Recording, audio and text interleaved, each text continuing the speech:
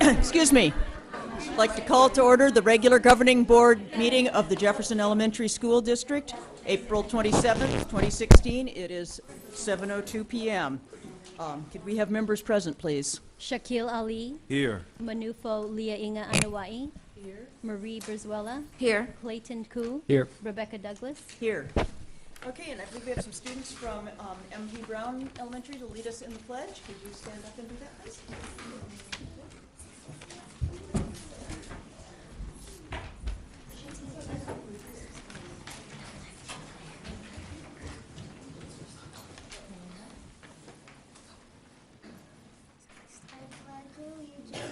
To the flag of the United States of America and to the republic for which it stands, one nation, under God, indivisible, with liberty and justice for all.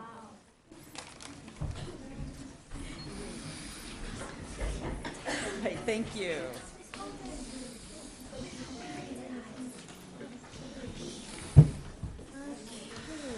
Could members of the board please take a moment to review the board meeting guidelines?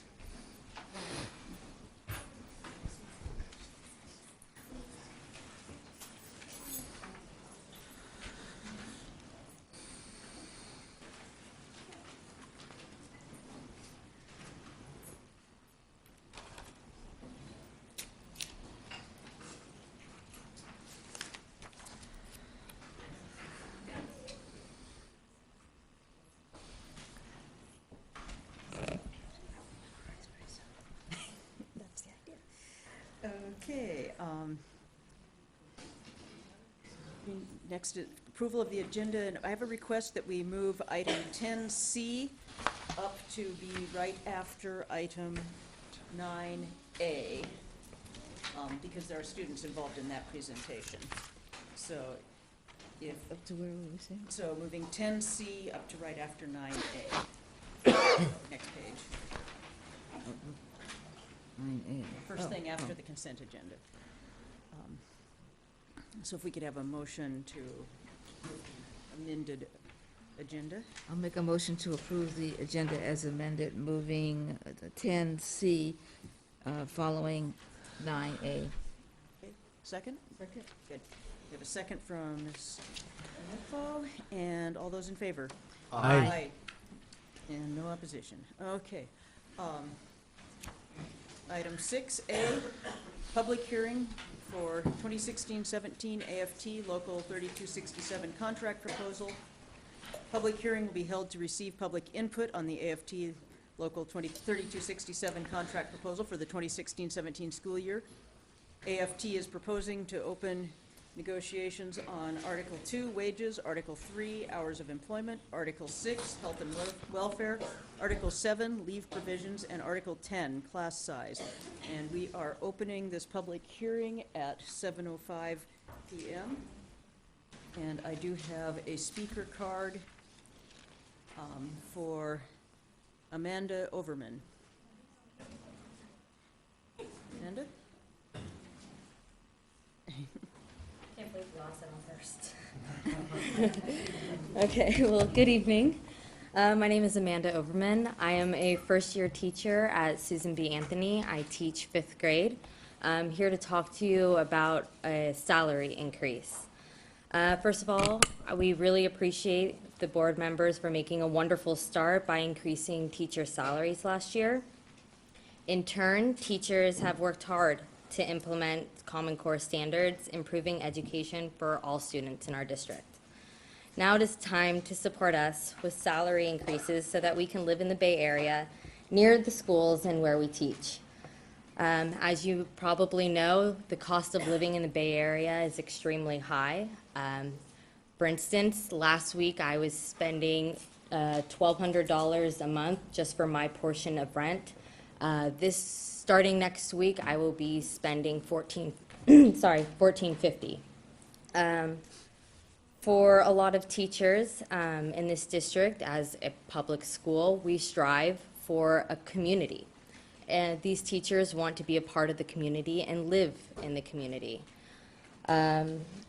It is also time to support us with salary increases to keep new teachers like myself, teachers who you have already trained, and to give our students the best education possible. This year, over 50 people were trained, and we want to keep them. I myself love this district, and I almost feel like it's a disadvantage that I found this district as my first year because I feel like I can never leave. And every year, our rent increases and the cost of living increases. Just this past year, rent increased about 20%. It is also time to build up salaries to attract new teachers to the district. There are over 20 teaching positions that need to be filled this year.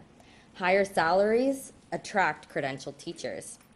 It is also important to note that new teachers coming out of a credential program or a master's program have been trained with technology. Right now, our district is pushing to implement technology with the curriculum that we have been trained, and teachers coming in or just out of credential programs have the background knowledge and are better prepared to implement technology into the classroom. We are striving as Common Core teachers to prepare our students not only for college but for careers. And every year, technology plays a more important role in that readiness. At the time, there are about one-third of our teachers at this time are over 55 years old. These teachers will retire in the next few years and will need to be replaced with new talent. Building up salaries is one way to attract the caliber of teachers we want for our students. It is also a means of building a future for our teachers. Incoming teachers want to join a community. I know for myself, oh wow, was that 3 minutes? That was 3 minutes. Sorry. Basically, we want to help the students, and we need you to help us by increasing our salaries. Thank you.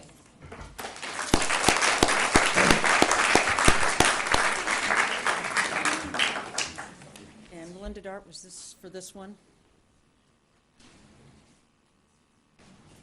Good evening, Melinda Dart, AFT 3267. I want to take a moment to say that I attended a workshop on Monday on the new ELA framework. And there was a big emphasis on engaging learners within that framework. And I just want to read something from there about engaging learners. It says, help students discover the purpose and benefits of reading by modeling enjoyment of text and an appreciation of what information has to offer, and by creating a print-rich environment, including meaningful text on classroom walls and well-stocked, inviting, and comfortable libraries or literacy centers that contain a range of print materials, including text on topics relevant to instructional experiences children are having. And then there's a lot more said on that subject, but it also emphasizes providing students reading choices.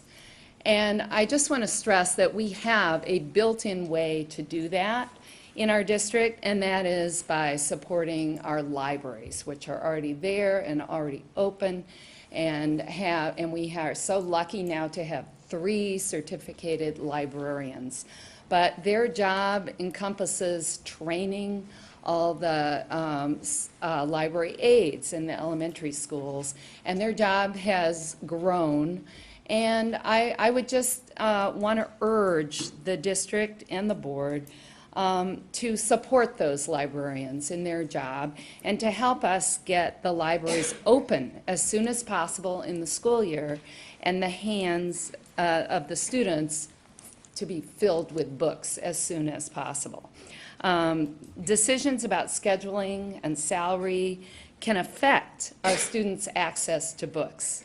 And our goal is just to make use of that in this day of learning new technologies. We don't want you to forget that libraries are still very important. In fact, they're a link to technology. These librarians teach skills of research to groups of students, and they teach about citizenship, good cyber citizenship, I guess you would call it.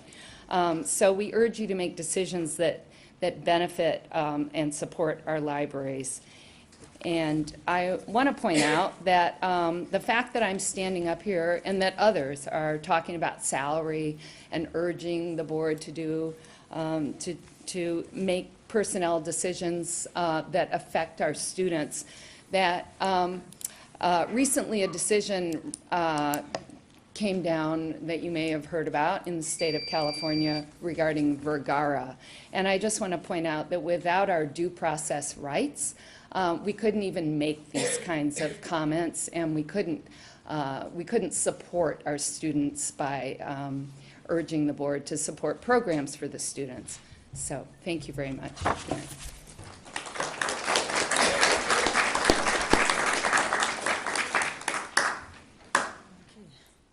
I do not have any further speaker cards on this item.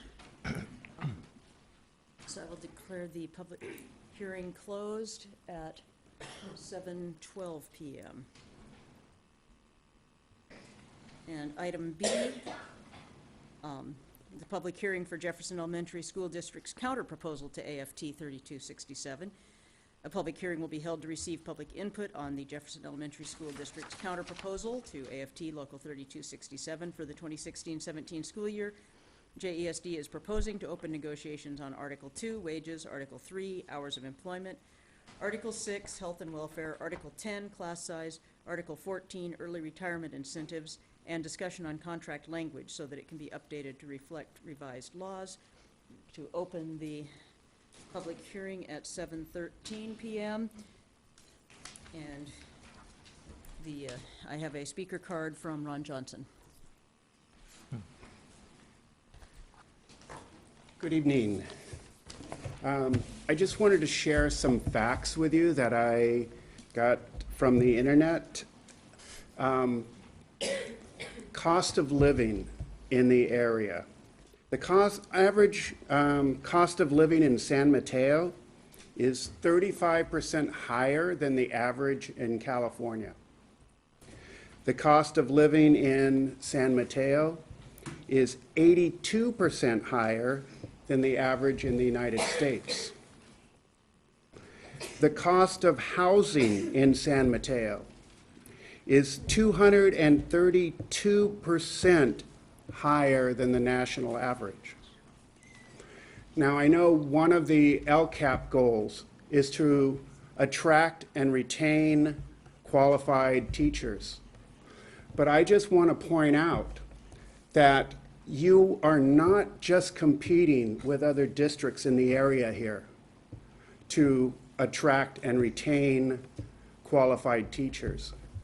That because of this high price that we're having to pay to live in this area, you're competing with the rest of California and you're competing with the rest of the nation. And I've heard a lot of talk from teachers about moving back to places like Illinois because they can't survive out here anymore on these wages. So we're not asking for you to compensate for all of that in our contract, of course. We're just asking for what we think is a fair increase in salary for the teachers, something that's going to help us survive here. And I would like you to think about that, think about what was offered, and think about, is that really enough to attract and retain highly qualified teachers here? We were looking at the LCAP, new LCAP plan in our staff meeting today. And I was noticing that the goals had increases of 5%, some 10%, but most of them were around 5%. But if you think of the increase in the goal of retaining qualified teachers, 2% or even 1.62% would not be up there with those other goals that you have. Just to make a personal note here on the end, I was forced out of my one-bedroom apartment this last year because somebody bought it and increased the rent by $1,000 a month. So it's tough. Just give us what is fair,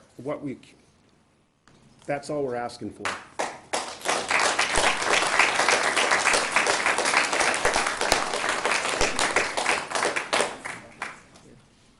I don't have any further speaker cards on this item, so close the public hearing at 7:16 PM.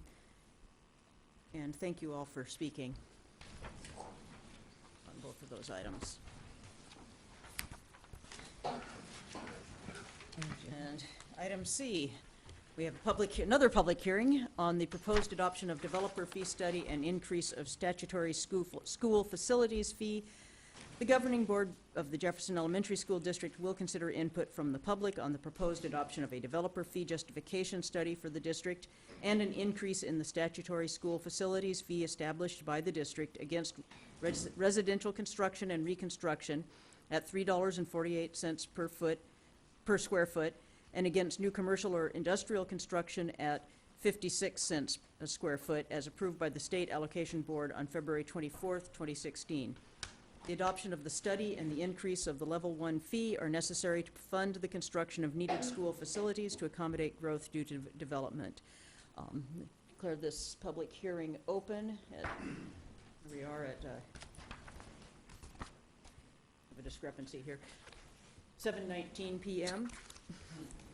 That's what the, almighty Apple says. Apple time.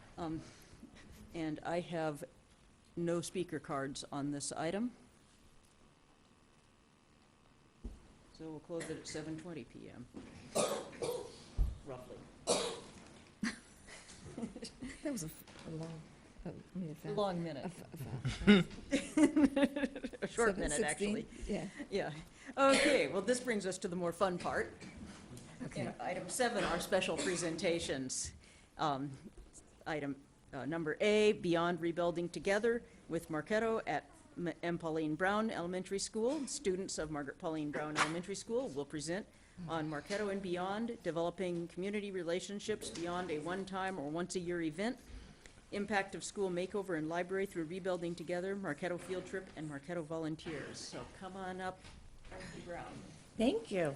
Good evening. I'm Beth Goff, the principal of MP Brown, and we are very excited to share with you what our collaboration with Marketo has produced for us this year. And we're going to start with a video, we hope, that Marketo put together for us. Unfortunately, Lori Van Nest, who is our liaison with Marketo, is sick and unable to be with us tonight. She was planning on being here to share because she and I really partnered in this project, and so we're going to try the video first. Oh, wait. Oh, there it is. Back.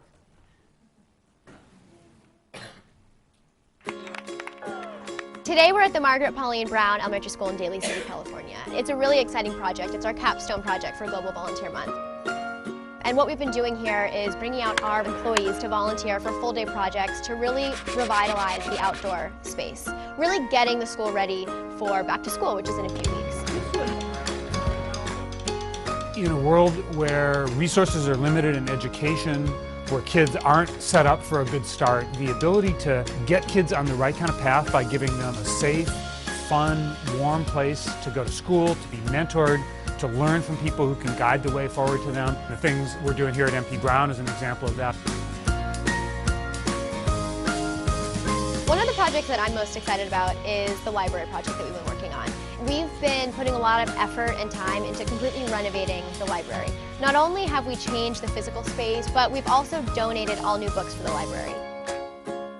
Because we're donating so many books to the library, we wanted to give our employees a way to make it personal. In each book, we asked each employee to write an inspirational message to a student. Why did they love reading? Why was this their favorite book? And take the excitement that they had for learning and for reading and pass that along to a student that is just learning how to read. I'm excited that the students will get to make use of the library and go in there every day, inspire a love of learning and reading. That's why we do this. All right, I think the children will truly be excited seeing everything. I think that it will eliminate a lot of the bullying. It will build more community amongst the children. The courtyard will definitely be useful now. I know that the kids, when they arrive to school for the first day, they're gonna be like, am I in the right place? And there's something really powerful about that. This work, this is going to matter for years and years for the students that go to this school. And the first thing that you gotta do to learn anything new is to arrive. I feel like the kids in the neighborhood are more likely to want to get up and go to school when their surroundings look like this.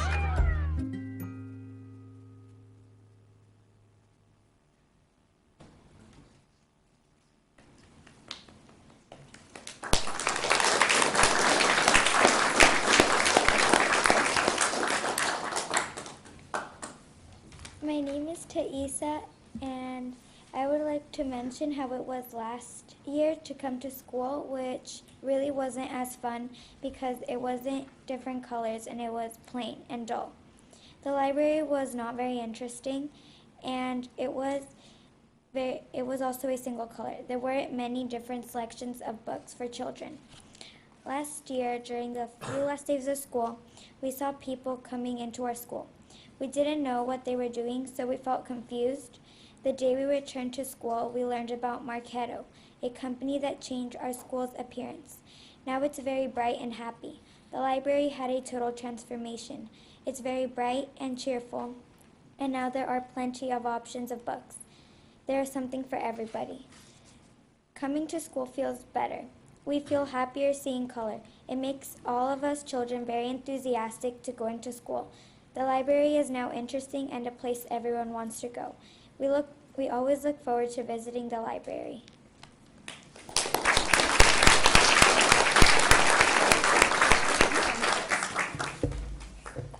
Hi, my name is Eileen. My name is Ivana. I would like to thank Marketo for helping us with our science and how they explained to us how each experiment worked. It was great to see how a motor worked and how a light bulb could turn on with wires. I would also like to thank them for our science day. In addition, I would like to thank them for our painting our school. It now looks beautiful, and I'm very happy to come to a beautiful school each day.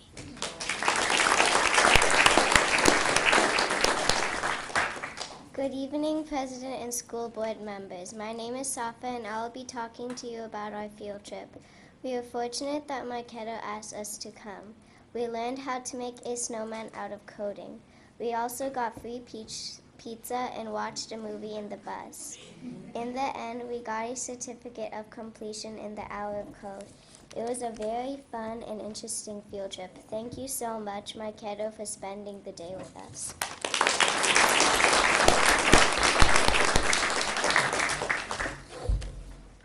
Hi, my name is Isaiah. My name is Emerson Rodas. We are fourth graders at Embry Brown. We are very happy that Marketo came to help us in science. The day that they came, we did an electricity and magnetism lab. Our whole class got to do experiments in science.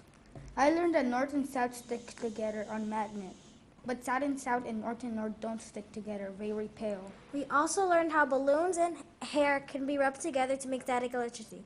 Thank you, Marketo, for helping us in science. We'd also like to thank them for donating books to the library.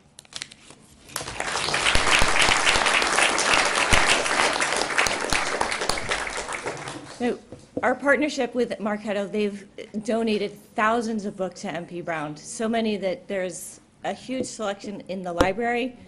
We added to our classroom libraries. Every student took home a number of books. They've also donated, we also have now Writers' Workshop book collections for every teacher. They've donated chairs. They replaced all of our flood-damaged back-to-school supplies at the beginning of the school year. They have donated over 100 science kits to us. The list goes on and on. And we're excited that I just found out today they are going to partner with us again for next year. So we're looking at how to create a volunteer program with them to offer coding on a regular basis as an enrichment program in our new library. So thank you.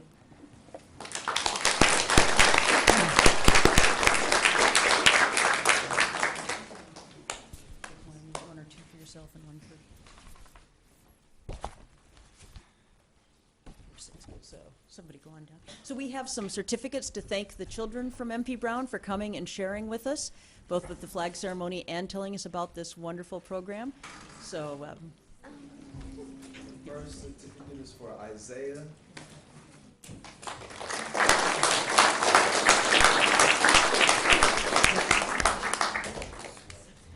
This certificate of appreciation is for Emerson Rodas Vega.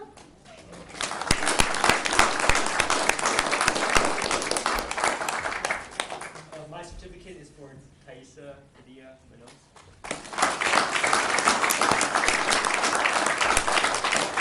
I have another one, too, here for Safa Chaudhry.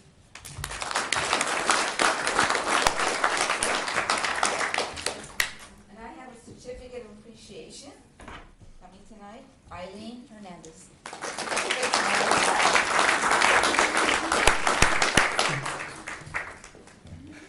and for Ivana Bueno.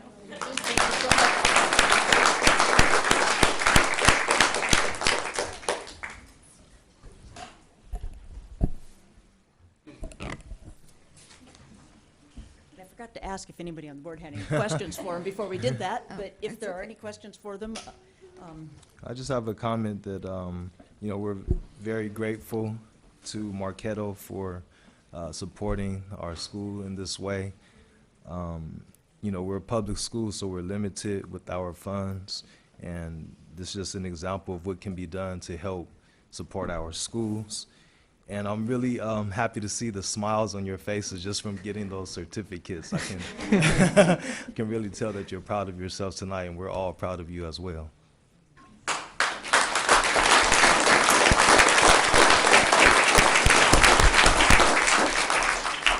happened to be on campus last summer while this work was happening at MP Brown, and I have to say it was just amazing to see. Outside of Marketo and Rebuilding Together, I think what was even more important for me to witness was the community involvement. And this movement and being able to see this project come to fruition comes with great leadership. And that was something I seen in the PTA. And I want to thank Sharon.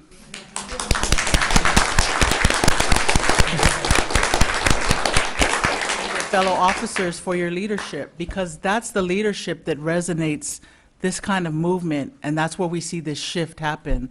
And I mean, as a former MP Brown mom, the transformation is amazing. It's absolutely amazing. And the kids take great pride in their school.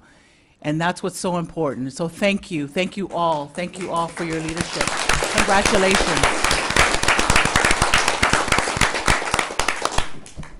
Well, I went to visit M. Pauline Brown not too long ago, and I saw the after.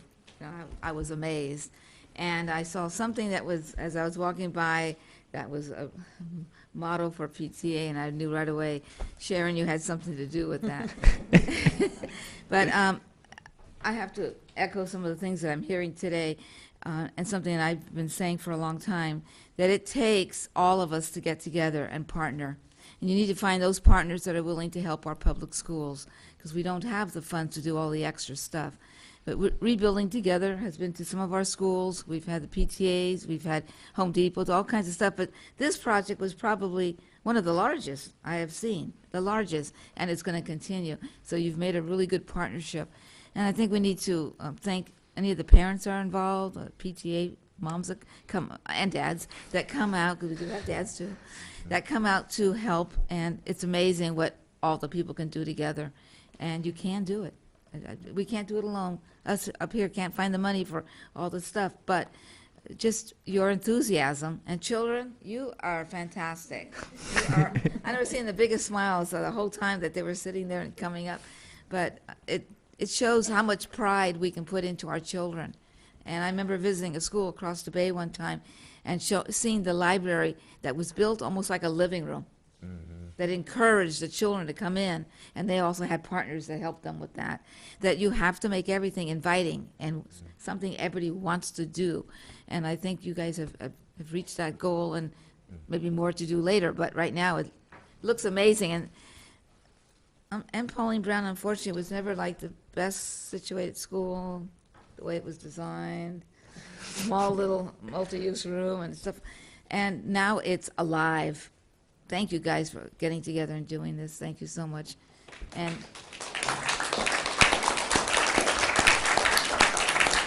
I think if I invited my sister back after how many years she spent in that school being the secretary, she would die seeing it. But it's amazing. I just thank everybody for what they did. I'm going to go read a book over there.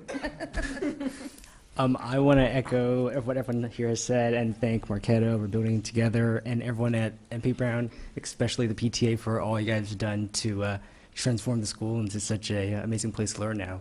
And it's great to hear about how it's not just about transforming the school, but also teaching the students through science projects, field trips, coding in the classroom. I think that's such a important part of education beyond just in the classroom. And I feel it will teach you lifelong skills and habits and abilities to do stuff beyond the classroom. So I want to thank you guys again and thank you for your presentation.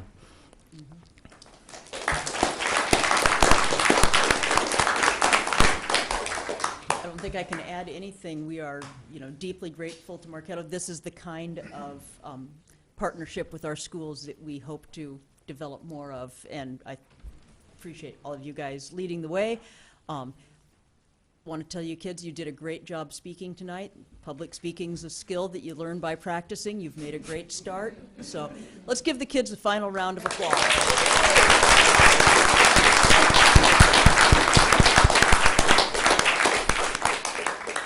We started this by you saying if we had any questions. But we didn't have questions because you guys told us everything. No, that's right. It was a great presentation. And I do want to thank all the parents who brought the kids out tonight and are here with them. We do have another presentation later that may be of interest, and always appreciate it if people stick around for a few minutes to hear the announcements and things in our communications section. But I know if you got to get home with your kids to get to bed, you're welcome to leave as you need to. This does bring us to our Section 8 on communications, beginning with persons wishing to address the board. This portion of the agenda is available for individuals to comment on or address the board on any issue that's under the board's jurisdiction and not on the agenda. The board may not discuss or comment on any items in this section. The maximum time allowed for any speaker is usually 3 minutes. I do have a fairly substantial pile of speaker cards, and I will ask that you not repeat each other any more than necessary, so that we don't make it go on too long. So again, first, we do have one that's from on a different topic from the rest of them. We have Melinda Dart. Did you need to, or did you say your say? I'm Melinda Dart, AFT 3267. I want to announce that May 4th is a day of action to highlight the need for improved school funding in all of our schools. And some schools in our district, some teachers will be showing their support on this day, and the high school district is also participating in the day of action on the sidewalks outside the schools in the morning before the bells ring, to highlight the need for improved school funding and also for community support of school funding and support for our local funding measures. Particularly the high school has one right now, and we may have one in the future. And this is called Walk-In Day because after talking with community members on the sidewalk, instead of walking out, teachers are walking in to school like they do every day. And so I do know that a couple schools are participating, and we invite anyone here to join us out there before school starts on the sidewalk. The board members are doing the same in the high school district. They're joining out in front of some of the schools. We have people that will be outside on the sidewalk in front of Tobias School at about 8 a.m. and Thomas Edison, I think, and Westlake. So those are the locations for walk-in day to support our schools. And I'd like to say congratulations to MP Brown and the students and their wonderful job tonight.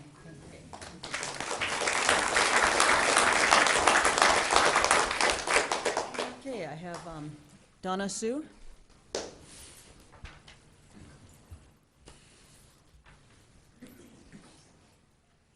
From the FDR PTA. Good evening, school board. My name is Donna Sue, and I am the mother of a sixth grader at FDR. I was one of those parents who advocated for it to become a K-8 school, and I was really excited when it was approved. I stand before you now to advocate for our students. I'm sure all of you would agree that our middle schoolers should have the same opportunities that any of the middle schoolers at Fernando, TRP, and Ben Franklin have. And I just wanted to let you know that our seventh graders, this was our first year for seventh grade, and the only thing that I saw that they had this year that they did not have when we were a K-6 was boys and girls volleyball and track and field. Other than that, there was nothing new added to our school. There was no everyday band that they have at all the other middle schools. So they are lacking in that experience, and I'm here to advocate for them to make sure that our students don't miss that opportunity. We need a lot of things. A brand new gymnasium. I know we're not going to get that. It takes money, bonds, all the other stuff. But maybe we could have a second MUR or an updated MUR. We need a place to have indoor PE when it rains. Our MUR now is used for lunch. When it rains, PE's in there, assuming there's no lunch. After lunch, if it rains, there's 4 classes of PE plus band on Mondays for the elementary side.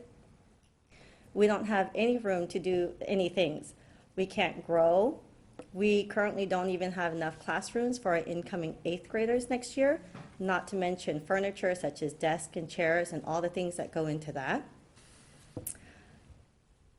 Common Core, we're now with Common Core, and our focus for that should be what? The next generation science studies. That means science lab. We don't have that. Even if we can't get that, we need materials and tools, microscopes, magnets, magnifying glasses, binoculars. We need things for our students to be able to do science experiments hands-on. They learn better that way. I probably can't even tell you all of the stuff that I've forgotten, but if I've done the experiment, you'll remember those. The kids will remember those. We need a lot of things for our middle schoolers. And again, my son's going into 7th grade. He's not going to get all of that, but I'm here to speak for all of our other younger kids, the ones that are in 1st grade, 2nd grade. We want to make sure that they have the buildings and the opportunities and everything that they need to have all of those things that the middle schools offer. We can start with small things like lockers, and I don't mean changing room lockers, although we need that as well. Sports equipment, basketball nets, volleyball, those are all things that can be done in a modified MUR. But we also need lockers, just normal school lockers.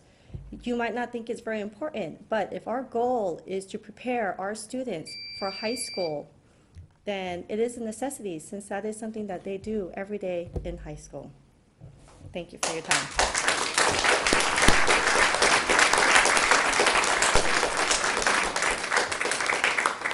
Thank you. Devin Sue Spaziani. We have a student. Oh, no, he's not. Oh, there he is. Hi, my name is Devin. I am from the school, FDR.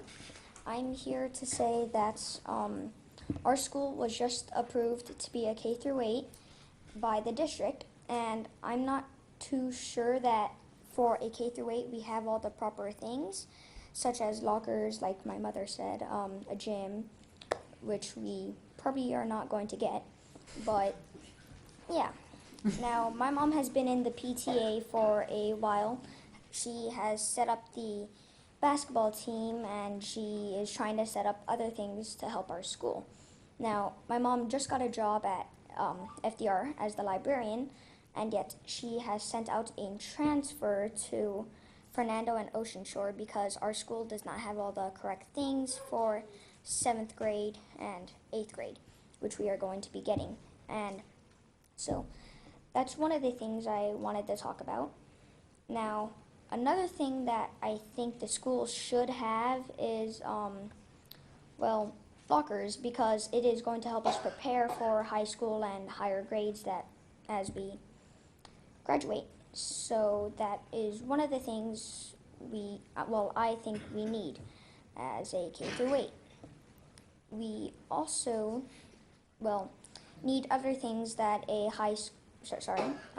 that a K through 8 school should have, such as, other sports, maybe a track. I'm not sure, maybe a better field. Our field isn't great, but it'll work. So that's pretty much it. I want to wrap up. Thank you.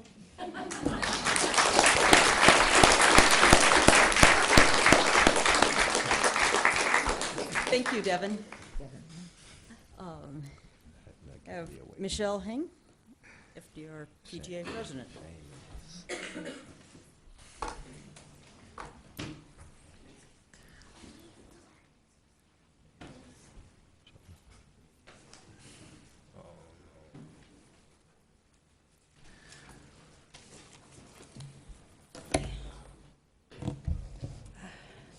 On? Push. Yep. Okay, all right. Hi. Good evening, and thank you to the board for hearing me. I'm Michelle Hang, president of FDR KAPTA, and a parent of a student there, a 4th grader. And I would like to thank the board for the plans for the upcoming 2016-2017 year. Now, what I'm looking for as a parent of a child who will be heading into middle school is, will FDR K-8 offer what my daughter needs to be ready for high school? Now, Devin and Donna have already talked about facilities and science labs. Now, what I'm going to be talking about is asking for more as far as electives like arts and music. FDR PTA right now funds the Art and Action Program, and we teach the Art and Action Program as parent volunteers. I'm one of the main parents that teaches that, but as needing it for an elective, the children desire to have it every day. We also pay for an after-school program that does show choir. Now, when I was growing up, we had show choir every day at the same time. I'd like to offer that music and art as an elective for our older students. We have things like the newspaper, yearbook, and stuff like that. But arts and music is something that we're lacking, and that is FDR PTA has been providing in the last few years. So what can FDR offer to my student in the future? FDR K-8 has been a wonderful experience for myself as working there as staff, but mostly as a parent. I feel welcome there. It's like home, and I want my daughter to stay there and grow. I would love to have her have a middle school experience. As a member of PTA, we work hand in hand to bring programs, and PTA can only do so much. We love to make FDR K-8 the best K-8 in the district. Thank you for listening.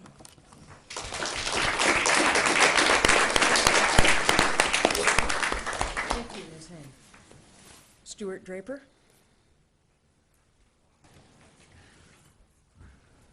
Hello, I'm Stuart Draper. Thank you, Tiff, so much for allowing me some time to speak. I have 2 children at FDR, one in 4th grade and one in 2nd grade, both Tiffany and Charlie. I'm a very proud parent of the school and enjoy it very much, and thank you so much for the team ultimately that you've assembled that work at the school. I think it's absolutely wonderful ultimately that you've expanded the operations to 8th grade, and I think it's great. The one thing that seems to be kind of a recurring question that comes up is obviously you've expanded the situation to 8th grade, but some of the details, the particulars and the plans and ultimately on how that transition was going to take place, things that were going to be supplied to the school, processes, procedures, staffing, electives, different items along those lines, there seems to be a fair amount of confusion. And at least from a parent, not sitting in, obviously in your seats, but as a parent coming to the school, interacting with the children, the staff, and different things along those lines, there's not a clear vision that's there. The thing that I would love to see as a parent, and being fairly active with the school, is I would love to see what the board's vision was and what the plan was to add it to the 8th grade situation. You know, what are the tangible things that ultimately the board's going to supply? What are wish lists? What are, or long, you know, both on a short, medium, and long-term situation, so that we can look at it, so that we can remove some of the frustration ultimately that's there. Because there clearly seems to be a level of frustration. I hear it from talking with parents, and also with talking to some of the teachers and different things. And I think, honestly, having that level of communication would remove a lot of frustration that doesn't necessarily need to be there. So I would truly ask the board, hopefully, if that could ultimately be communicated, and then we could be maybe a little bit more effective as parents or as other people involved with the school to say, okay, how do we solve future problems? In essence, it's there. So that's what I have to offer. Thank you so much.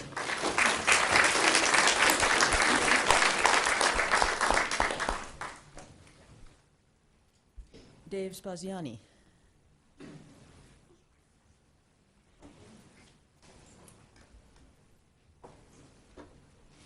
Yay, 3 minutes. Hello. I'd like to take you guys back to when you went to junior high school, what that step meant. All right, you get out of that elementary school and you're in another school, and all of a sudden everything's starting to open up.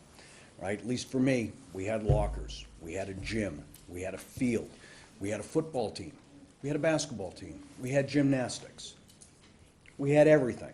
Right? Had showers. FDR's got nothing.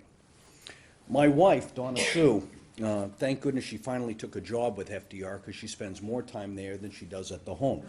And because I work long hours, it works out great, and that's why we stay happily married. But these children aren't getting the enrichment. I'm not seeing that there's a plan for their enrichment. I'm really troubled when I look at my son, thinking, well, you know, there is no field for him to run on. If he runs in the field that FDR has, he's going in a gopher hole, and I may not see him again.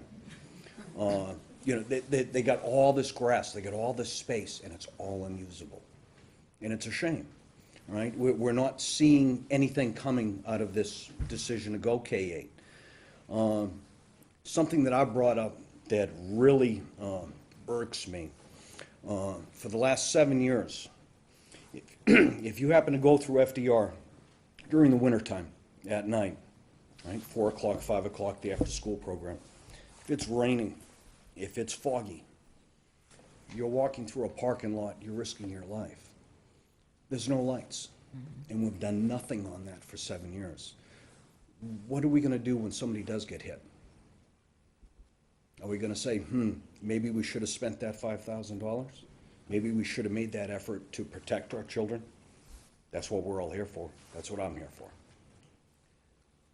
My last problem, the PTA spends more time at FDR, doing more things for FDR, as well as the teachers. They've all come on board. I mean, it's almost like we have done so little with so nothing, we're almost capable of doing anything with nothing at FDR.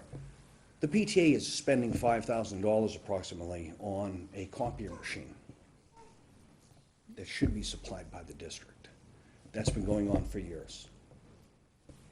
One less thing for us to be able to do for the kids with the PTA, for things that the kids want to do, or projects, or field trips, or something that we can't support that we'd love to support. So I just really want you guys to really take yourselves back, what it meant when you went in, what that step was, what it felt like. These kids aren't feeling it.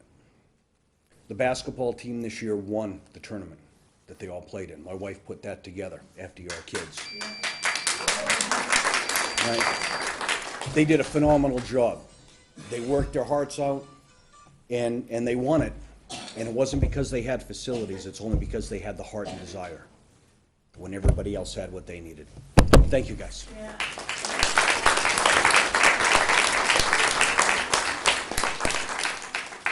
Okay, bear with us. One more speaker card. Duck Nien. prepared notes, but I guess I don't need it because everyone else have spoken before me. So I would like to ask everybody, parents who came from FDR, to stand up just to show that we on pretty much on the same page. Staff.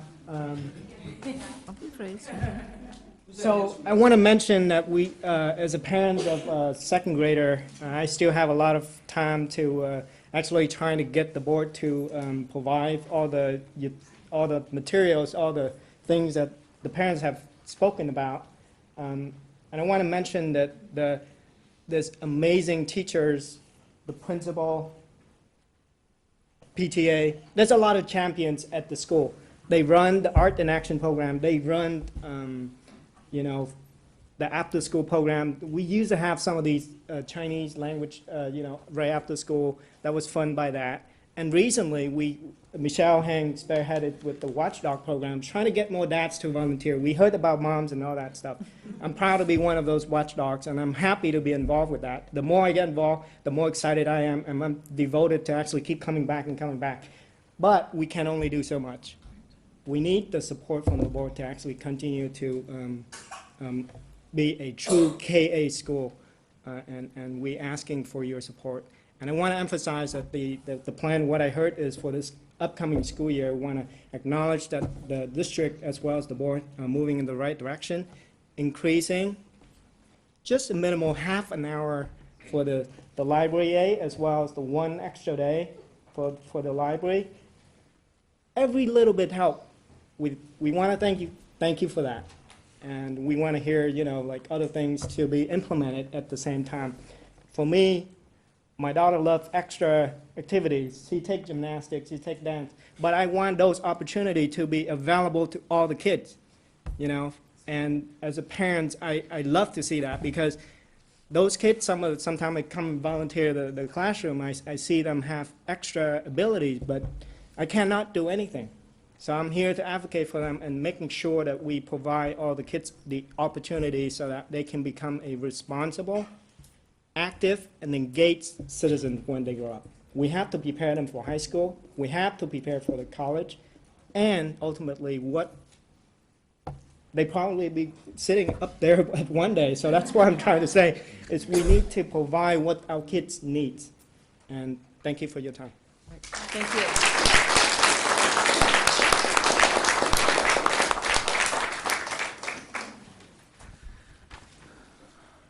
Okay. And thank you all for coming and speaking on that. Now we have administrator comments. Ms. Kessler? I'd just like to thank the students for their presentation. It's always nice when they can come up and speak in front of the public and be understood, and I think it's wonderful for them to have that practice at this age. Ms. McCulick? I also was privileged to see the work at MP Brown in progress, and it's just thinking about our district goals and our positive school climate, engaged in the community, and that really showcases those two things. Last week was our joint middle school band concert, and so I attended that, and as well as last night's art festival. A lot of very moving performances last night, especially with the spoken word and some of the dance performances, and a lot of wonderful art pieces as well.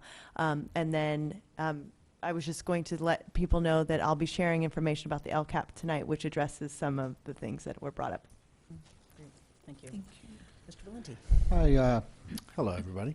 I want to thank all the families that came out. I appreciate all that you said and all the passion that's out there, and thank you. I appreciate that. I'd also like to thank the calendar committee, who we met again for another lively meeting, and there was good compromise on both sides, and we came to a good agreement that y'all are going to take a look at tonight. So thank you. Thank you. Okay. Board member acknowledgements and commendations. And I'm going to run a reminder past our board that this is our time to call out things that have happened at our schools that we're excited to acknowledge, and it's about our schools. Thank you. Mr. Lee. I'd just like to acknowledge all the speakers tonight and any time that come to these meetings to address us. And as it states, we are not able to comment on anything that's not on our agenda, but just know that we are listening. And when things come to us that are coming from you, we're here to represent you in this district. And when those things come to us, we do ask the superintendent to look into them. It's not our job to work and to do the work of the district. That's the superintendent's job. But we do provide the oversight and the guidance. So some things that people may ask a board member to do, we're not allowed to do that. And that's it. Good clarification, Mr. Ali. Yeah, I'd also like to echo the sentiments shared by my colleague on the board.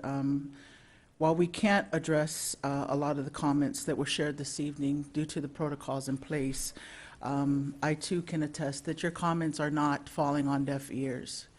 While we are not in a position to make certain decisions, we certainly are facilitators of communication. And I believe that that is what we are tasked to do here on the board.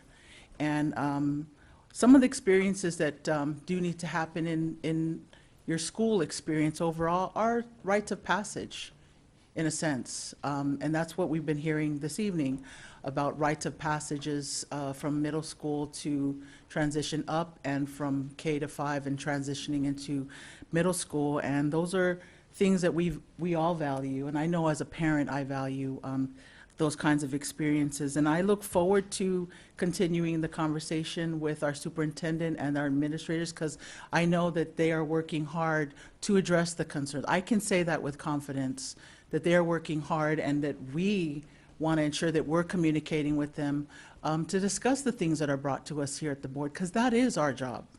At least that's how I see it. And I know that's why I ran to take this seat, is to ensure that I'm held accountable for why I'm sitting in this seat. And as a parent, I'm very moved. I'm trying to hold my tears right now. I really am. I'm very moved to see our students this evening on many different levels. And I'm even more moved to see the passion that's coming from our parents, because many schools that are not thriving and doing well are lacking that. They are missing that piece. So if we don't get it right on this end and connect the dots with you in the community, then we're doing something wrong. And that's what I believe. You guys are doing everything right. And that's what we witnessed tonight. And I commend all of the parents for doing that. I commend all of you for speaking up. I commend everybody that's doing what you need to do to make sure that the message is heard. And again, I just want to let you know they are not falling on deaf ears. People are working. People are here. People are listening. Hold us accountable. We're supposed to be held accountable, and we hold each other accountable. So thank you all for being here tonight. Thank you.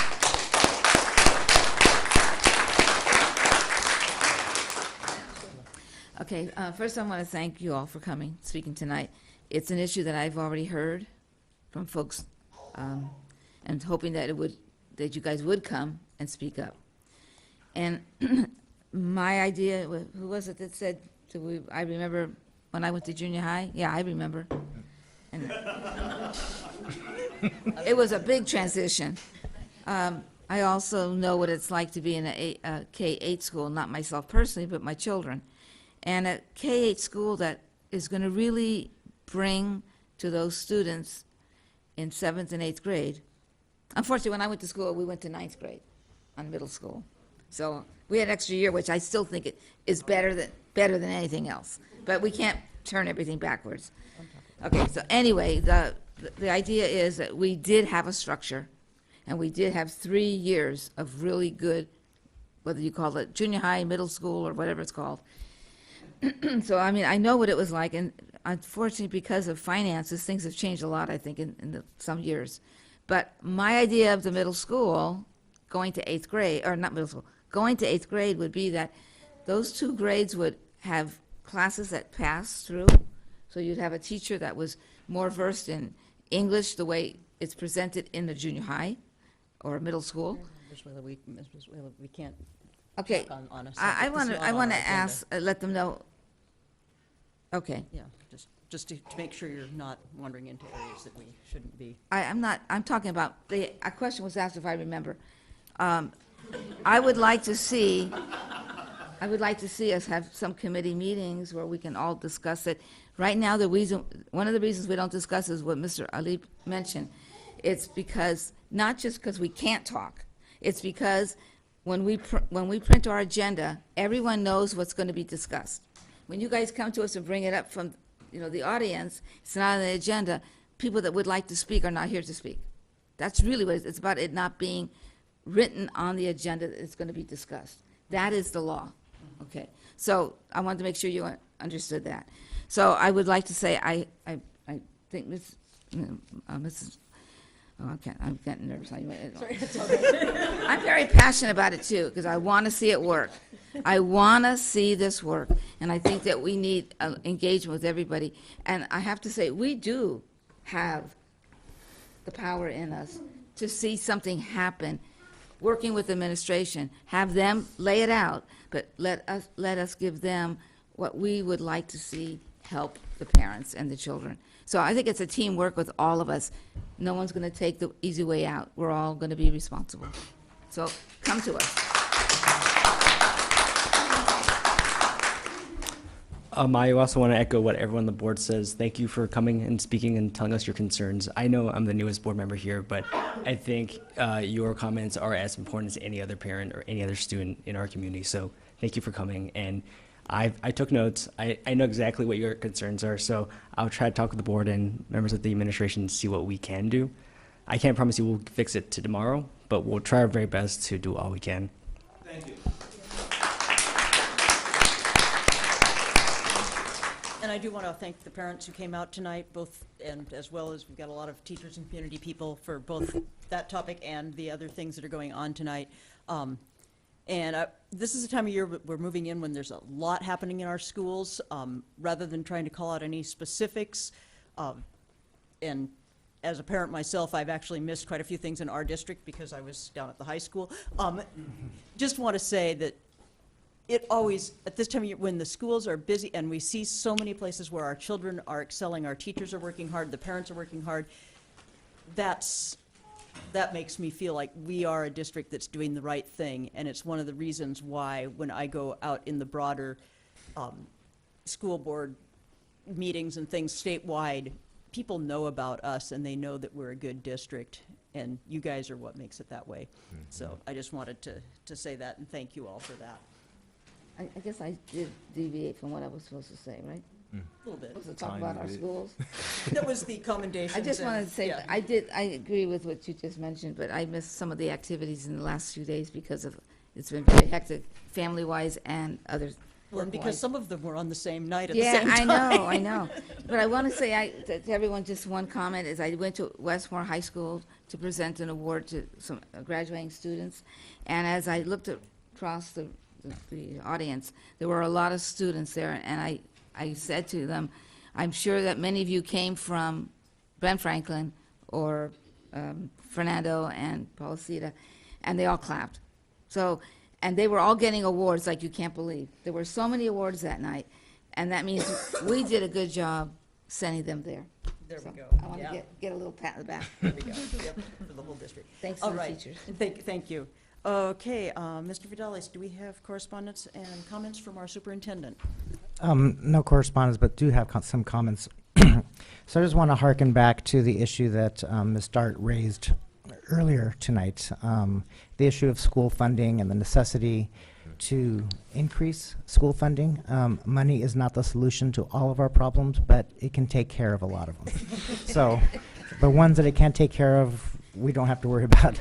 I do think it's important that our legislators at the state know the necessity to fund schools at an adequate level. Currently, they are working very hard to get us to 2007, 2008 levels of funding, and we didn't feel like that was sufficient back then, and certainly it's not sufficient 8 years later.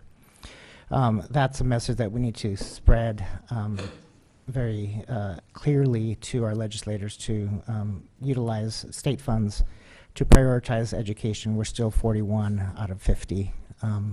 and that's not even accounting for cost of living, as Mr. Johnson raised earlier.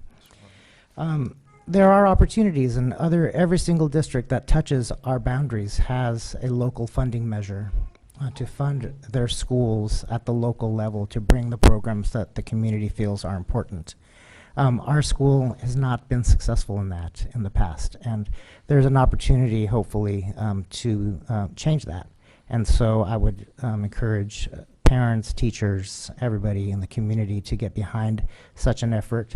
It's not fair, it's not right that a surrounding school district can offer something that we cannot offer, because their community members have decided that they're going to pay an extra $100, $200, $300, $400, $700 in some San Mateo County school districts. And that, there's a lot that you can do with money, and this board, I think, has done a tremendous job of balancing priorities between compensation, expanded programs, and enrichment. And, at the end of the day, there's only so much that can be done. So I encourage anyone in the community who wants to get involved to keep your ears open for opportunities to do that. There will be some. Thank you. And before we move on to the next thing, Ms. Brizuela just reminded me that at our last meeting, we did declare today to be Administrative Assistance Day, and we want to give a big thanks to those, especially, of course, to Ms. Covere, but also to the others.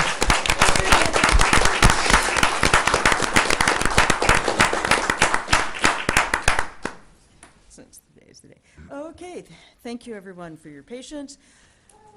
Section 9, General Functions, Item A, Consent Agenda. Could we have a motion to approve the consent agenda? I'll move that we approve the consent agenda. I'll second the motion. Motion and a second. We need a roll call vote, please. Mr. Ali, Aye. Miss Leah Inga Anawai, Aye. Mrs. Brizuela, Aye. Mr. Koo, Aye. Dr. Douglas. Aye. Okay, and then there's where we remodeled our agenda.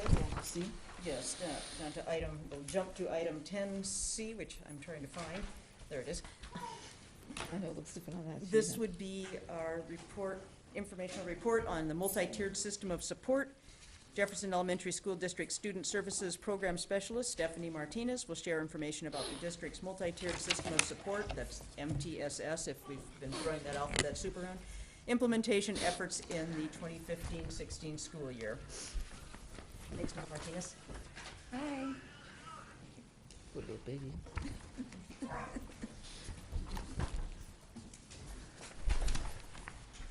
Hi, good evening. Hi. Good evening. All right, so we're gonna go through a lot in 10 minutes. I'm excited to talk about the expansion in services and supports that we've put in place through the Student Services Department tonight. As you know, student learning is our top priority, and we're really working hard to, meet the needs of the students to prevent, them from having barriers to learning and to being successful at school. So we're going to look at the new supports through the lens of MTSS, because why not? These are the systems that we are building in our schools now and improving upon day after day. I'm going to focus on Tier 1 and then go into Tier 2 and Tier 3 as if we were going through a school system.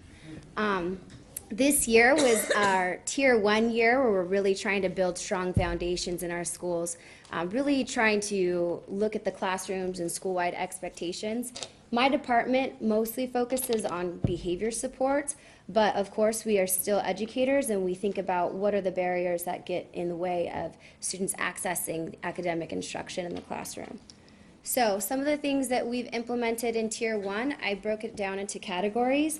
My department and myself, we work with students, we work with staff, and we work with parents and guardians. And so I'm just going to highlight some of the things. We increased school counseling services this year. We went from 3 counselors to 8.5. We have 0.5 counselors at all of our elementary and our K-8 school, and we have full-time counselors at our middle schools. We also increased school psychologist services at the middle school, which alleviated and also increased at the elementary school sites too. And so that was a huge increase in support for students. We implemented Soul Shop, providing students a way to identify what is going on emotionally and internally, and allowing them to have communication pathways and skills to talk to the teachers, to their parents, to their peers about what they need. And so that was a huge thing. And we like that we're staying consistent with a program that's been successful in our schools already and really implementing it K-8. So all of our new incoming schools into our middle schools will identify the language and understand their practices. We also have, other things in place for the students, but moving on to the staff, we offered a lot of different types of professional development so that our teachers are prepared or can have, different types of skills to address student needs in the classroom. A lot of the focus was on the school counselors, deans, and psychs, the new roles in our schools, and making sure that they are the experts on the site and are accessible as resources for teachers when they need them. Looking at the parents and guardians, I partnered up with AFT, Melinda Dart, and Elaine Francisco, who's not here, but she's incredible. And we facilitated 3 sessions together covering various topics, which I know board members were there for some of those, which was amazing. And we also had Soul Shop Parent Nights. So that was really Tier 1. These are all services that were accessible to all students, all parents, and all staff. Going into Tier 2, this is where we increase services. In the counseling department, this is where we start to identify student needs and place them into groups and really look at what they need and try to partner up with teachers and administrators in supporting those needs. With staff, this is where we started to do more in-depth training with counselors and with deans on our restorative justice practices so that they were able to address conflict or harm in a different way. And for parents and guardians, we started a pilot, a parent project last year at TRP, and we coordinated that again this year. And that's where we also was open to all parents, but we also identified some parents who were really asking for more support, so they were top priority in getting into these classes. And they were held in the fall at Westlake and in the spring at Fernando Rivera. Moving into Tier 3, this is where we get individualized support. I know I'm moving fast, sorry. Individualized support, and this is where I come in and I serve as a liaison for foster youth, for homeless youth, where I come in and support higher level, need students at the school site in partnership with my amazing team of counselors, and we do a lot of work collaboratively. And as far as for staff, that's also another thing. I work very closely with principals and trying to talk about, behavior and how to support students' behavior, but most importantly, how to do the postvention. So when a student does do something and they have consequences, what do we do after the fact? So really thinking about that thoughtfully so that we're making sure that we're allowing students to reflect and to really change, the way that they're reacting or responding to something. And again, with parents and guardians, when there's serious things going on with families, I'm consulted with, and I try to directly connect them with resources in the community, whether it be housing or mental health services or, any other support that we can provide. So I love it. I'm in the schools all the time, and I get to talk with wonderful people in our district every day. And so we're doing a lot in all of our systems, but to talk about one program in particular, I'm going to introduce some amazing community members that happen to attend Thornton High School. These students come to TRP every week. I'm always amazed by their commitment and dedication to supporting our students and giving back to their community. They definitely changed my life and my weeks. I look forward to Wednesday afternoons, and they mentor 3 hours a week, and they also plan 1 to 2 hours a week with me, and they create the discussions and the questions that they then carry out with their mentees. And so I wanted them to share about the work that they're doing, why they got into it, and why they think it's important for us to keep a program like this, which is a new and innovative way that we're thinking about supporting kids that have that higher level of need, and the other things that we have in place in our school systems just aren't working for them. So, welcome. along with Miss Suval if she can. I know she's baby in hand. But Miss Suval runs the program with me along with Mr. Roberts from Thornton High School. So welcome, and they're going to share. Hello, I am Joanna, and I am a mentor. So I applied here to the program because I simply wanted to be the person that I didn't have when I was in middle school. And by that I mean supporting and hearing them out. I think it's important to have programs like this and have this program because there are many kids that are going through rough situations. It can be family, their emotions, or school. And I feel like coming to this program and having a mentor, like the kids having us, is always good because like for me, my experience there, it's like I deal with a girl and she can come in one day and be like, well, I have this going on at school or at home. And I like to hear that because after like the day is over, she's like, I feel much better. Like I hear her out and I give her advice and I feel so good to be there and help her out. Yeah.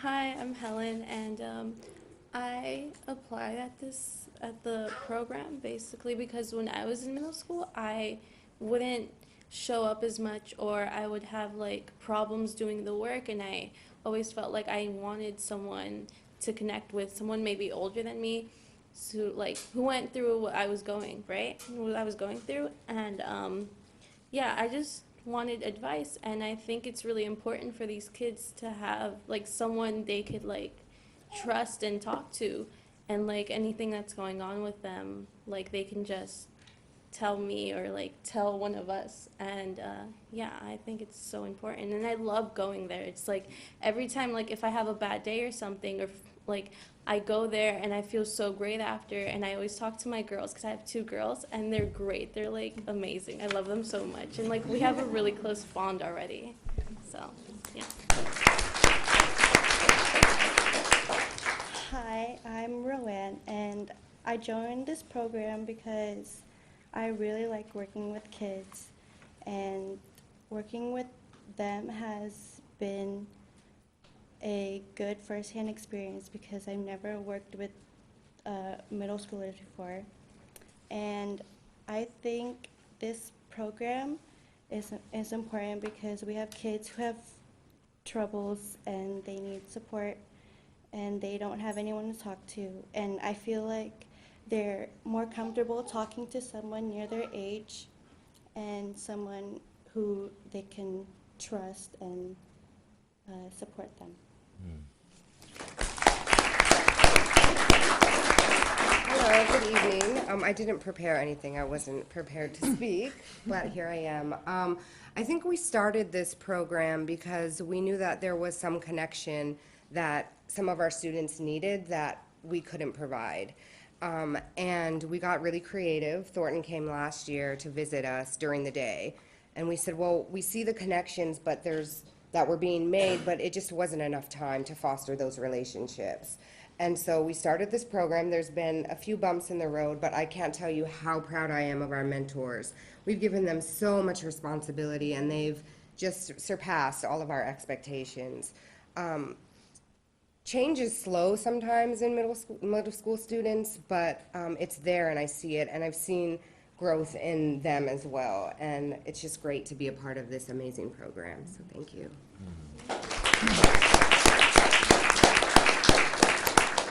Oh, do you want them to stay for questions? Well, maybe you guys could stay. I just have a little bit left. Because I know you guys will probably have questions. So they are really the inspiration that keeps educators like me motivated and keeps my drive going to do more work and to do good work and to keep being positive, because if they're into it, you know, I have to keep up with their energy as well. So that is them. We only have a few missing today, but That is them. Some of the other things that I'm doing in the community is serving on different teams in the district and in the county, just serving as a person that represents our district and keeps us up to date with things, and also, doing the good work that we need to be doing to make sure that we're addressing all of our students' needs and getting them to reach their highest potential. So. Also, just to highlight, last but not least, just to highlight, the counseling program has been very successful this year. We've been piloting a new type of model in our schools this year, looking at the national standards that counselors are supposed to be teaching that are aligned with Common Core state standards. So they really look at, these are new and up to date, moving with the new century of skills that students have to walk away with, and it really, they identified two categories, mindset and behavior. And basically what they're saying is that if students don't have the learning strategies, the management skills, the social skills, or the mindset that they can succeed, they will not do as well as they could be doing. So this is just the framework that we're using and the standards that we're using to teach our students. This is just a highlight of the impact in numbers. This is the first year that we're inputting sessions across the board, so these numbers are true to this count, but they may not be capturing all the interactions that counselors and deans and psychologists are having, because we're still working on the methods of inputting these sessions into Synergy. But the big number is that we can at least say 4,911 times a student was met with and cared about.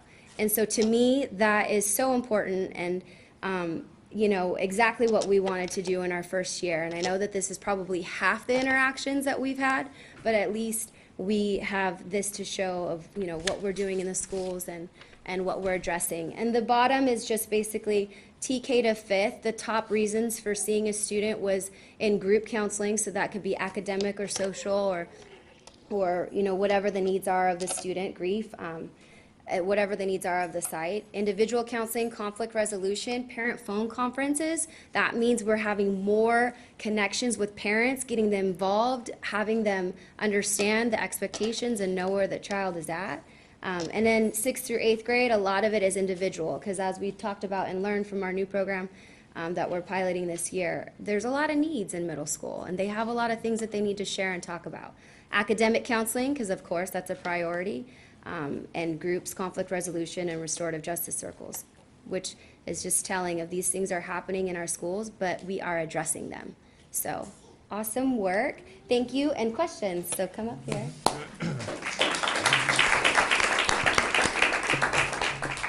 First, well, before I ask any questions, first of all, these are the types of presentations that make me feel happy to be on this board and to be a part of this school district.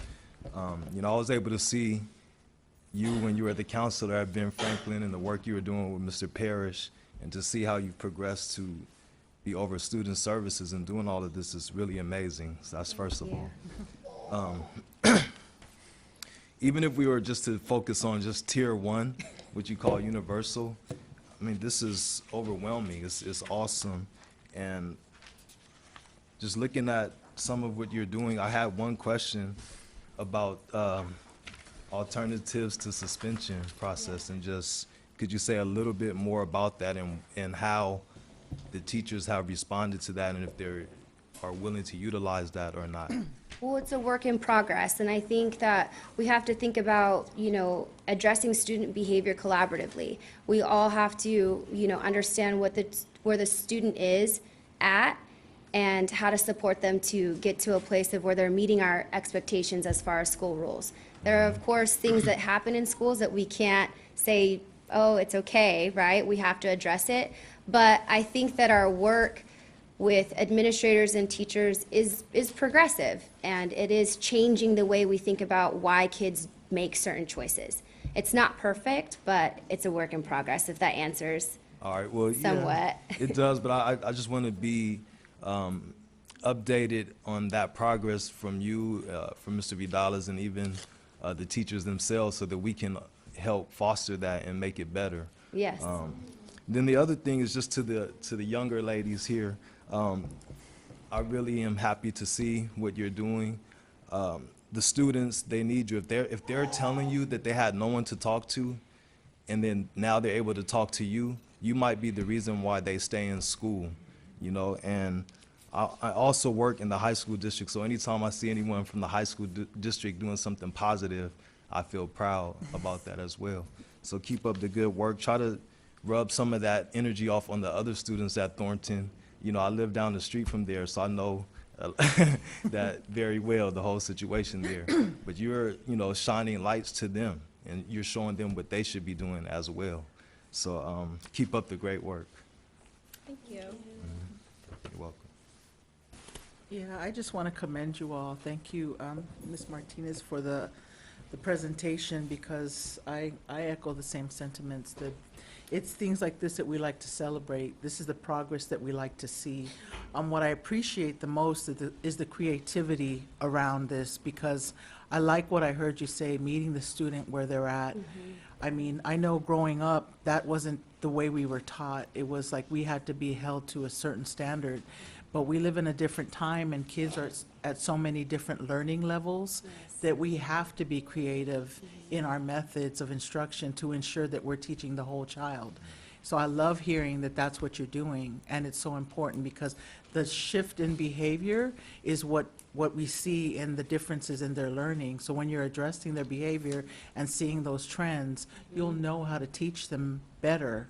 At least that's what I've seen work in different areas in other schools, and I'm glad to say that it's happening here. I too would like to hear and be updated about alternatives that would with what you will be doing in the future with our students. I'd like to know of that progress. And I want to say too that you guys are doing work that I heard earlier that that was kind of the missing piece in what they were trying to address. And you guys really could be saving someone's life. You really could. I mean, they're opening up to you like they aren't with some of the adults. And I know, seeing that and doing that work for a long time, that you might not know, and you may never know. You really may never know. But what you do, and maybe not even just giving them any advice, but being there, that trust and that level of them being able to count on you, just having that is more than maybe they have it all. So thank you for that commitment, because I know it's a huge commitment too on your part. And thank you for the leadership in getting them involved at this level. It's so important. Thank you. Thank you. What a great collaboration. Hats off to all of you.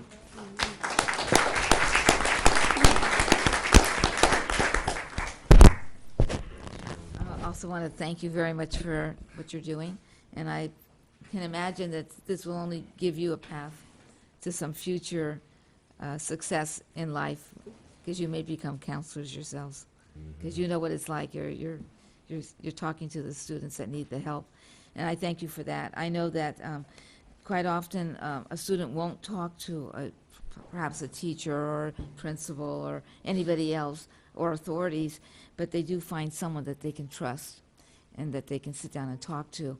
And if it wasn't for those people who might make it turn around and help them out, that's why they're lost souls after a while. So thank you for what you're doing. And I know that you all seem really happy with what you're doing and passionate about it. Don't give it up. Keep on going. Because someday I'd like to see you coming back and being full-fledged counselors, and you'll be ready for that, I'm sure. Yep. But you will have to go to college. You'll have to do that to make sure Counselors you, or teachers. you know. Yeah. Yeah, well, I hope they can live here, right? No. Okay, so the only thing I wanted to ask was, this was really great. It's really laid out so well. But can I just ask one question? Yeah.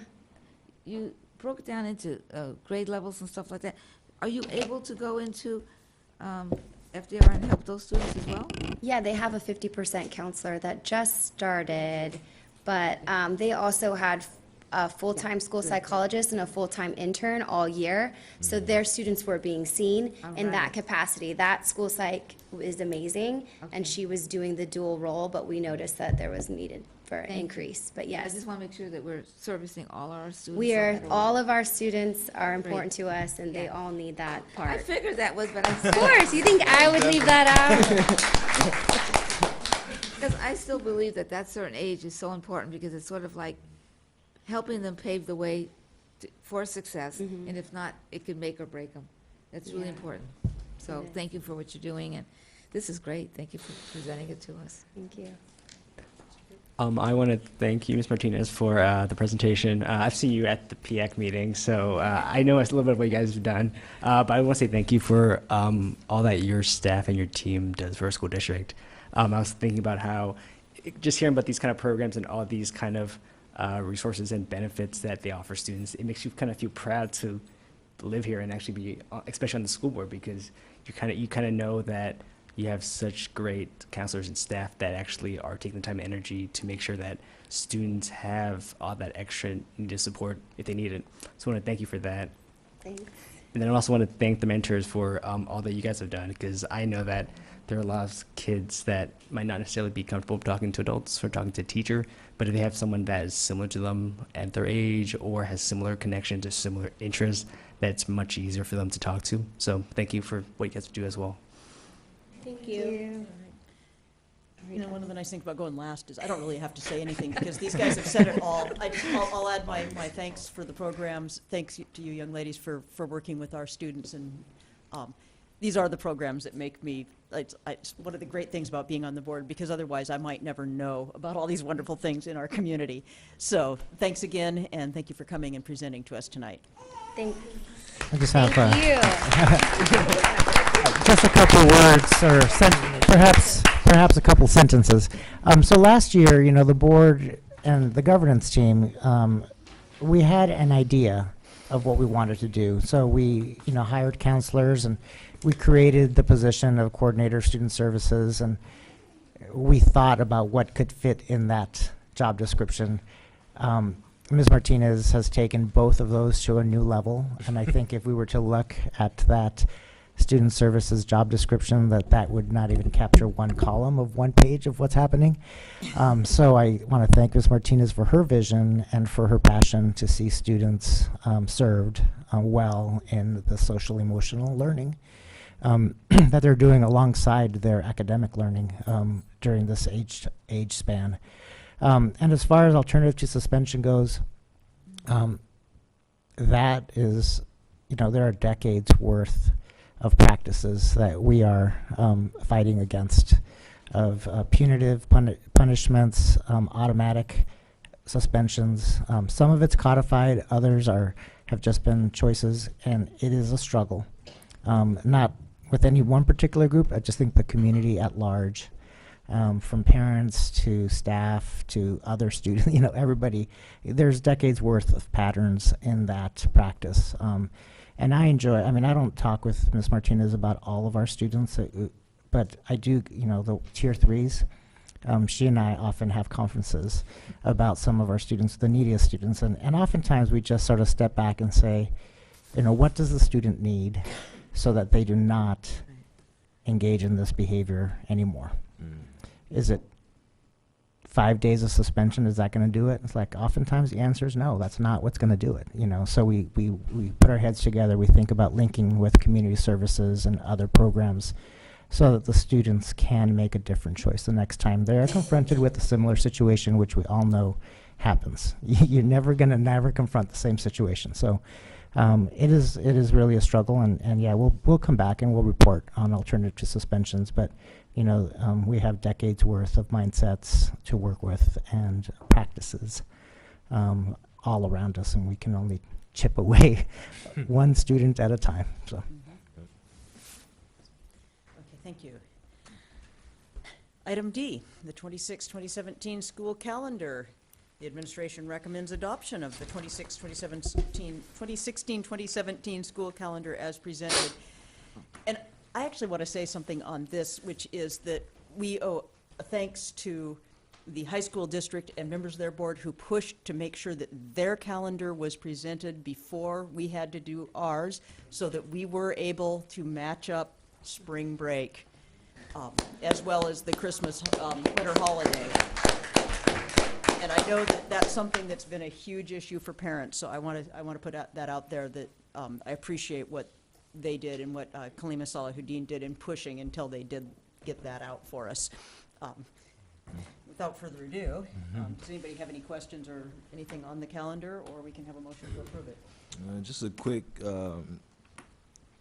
comment that this is another example of us listening and responding to people, because when this was presented to us, it wasn't on the agenda per se to comment, but we talked about it immediately after, and we spent a lot of time working on this, so I just want the teachers to know that. And I'll go ahead and move that we adopt the 2016-2017 school calendar as presented. Second. And we have a second from Ms. Liana Anawai. Okay, all those in favor? Aye. Aye. Any opposition? That was unanimous. Great. I'm so happy to see that happen, even if we've moved personally beyond the issue. Now, if I could only get the college to line up with the high school. They're way ahead of us. Yeah. Okay, well, it depends on what college. Item E, resolution number 160427B, Day of the Teacher. The administration recommends adoption of the resolution number 160427B, designating May 3rd, 2016 as the Day of the Teacher. We always like to appreciate our teachers. Yeah. Do we have? Yeah, I think it might be good to read it. It's gone to sleep here. That's a Not good- me, but just the, Well, we have the hard copy from Ms. okay, there, Liana. you've got that, because you did there faster. Here it is. Oh, thank Take you. turns? Okay. Hard copies are always good. Okay, well, it's certain we can, okay, so whereas Jefferson Elementary School District teachers serve preschool through 8th grade students with great distinction, and whereas teachers and other certificated personnel bear for society the responsibility for directing our country's most vital resource, and whereas, in large part, the future of our great nation rests on the success to be achieved by our teachers, and whereas teachers serve as exemplary role models for youngsters when they daily demonstrate in the classroom their love for learning and dedication to their mission through their participation in professional and personal improvement programs, and whereas teachers in the Jefferson Elementary School District work collaboratively with the Board of Education, superintendent, administrators, and other staff in support of the district's commitment to quality education for youngsters, championing the cause of equal educational opportunity for all students regardless of race, color, gender, national heritage, religious belief, learning styles, educational needs, or handicapping condition. Now, therefore, be it resolved that the Board of Education of the Jefferson Elementary School District does hereby acknowledge the contributions of dedicated teachers to the educational success of our students and recognizes May 3rd, 2016 as Jefferson Elementary School District Day of the Teacher, and urges parents, students, and district residents to publicly show their appreciation for teachers and their contributions that improve our community, our futures, and our daily lives. Yay. Yay.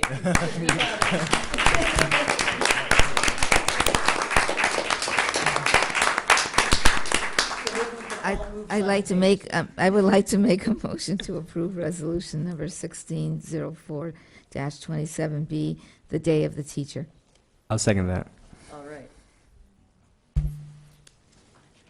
Is that one that really requires a roll call? That does require a roll call vote. It does. Mr. Ali, Aye. Miss Leah Inga Anawai, Aye. Mrs. Brizuela, Aye. Mr. Koo, Aye. Dr. Douglas. Aye. All right. Thank you. Thank you. Okay. Item F, TVWB Strategies Contract Phase 2, Measure Development and Information. The administration recommends approval of the contract with TVWB Strategies to engage with the district in activities to support the development and submission of a strong measure for a local funding initiative on the November 2016 ballot. The amount of the contract is not to exceed $50,000 and will include direct services in addition to the reimbursements for the cost of development and distribution of informational materials.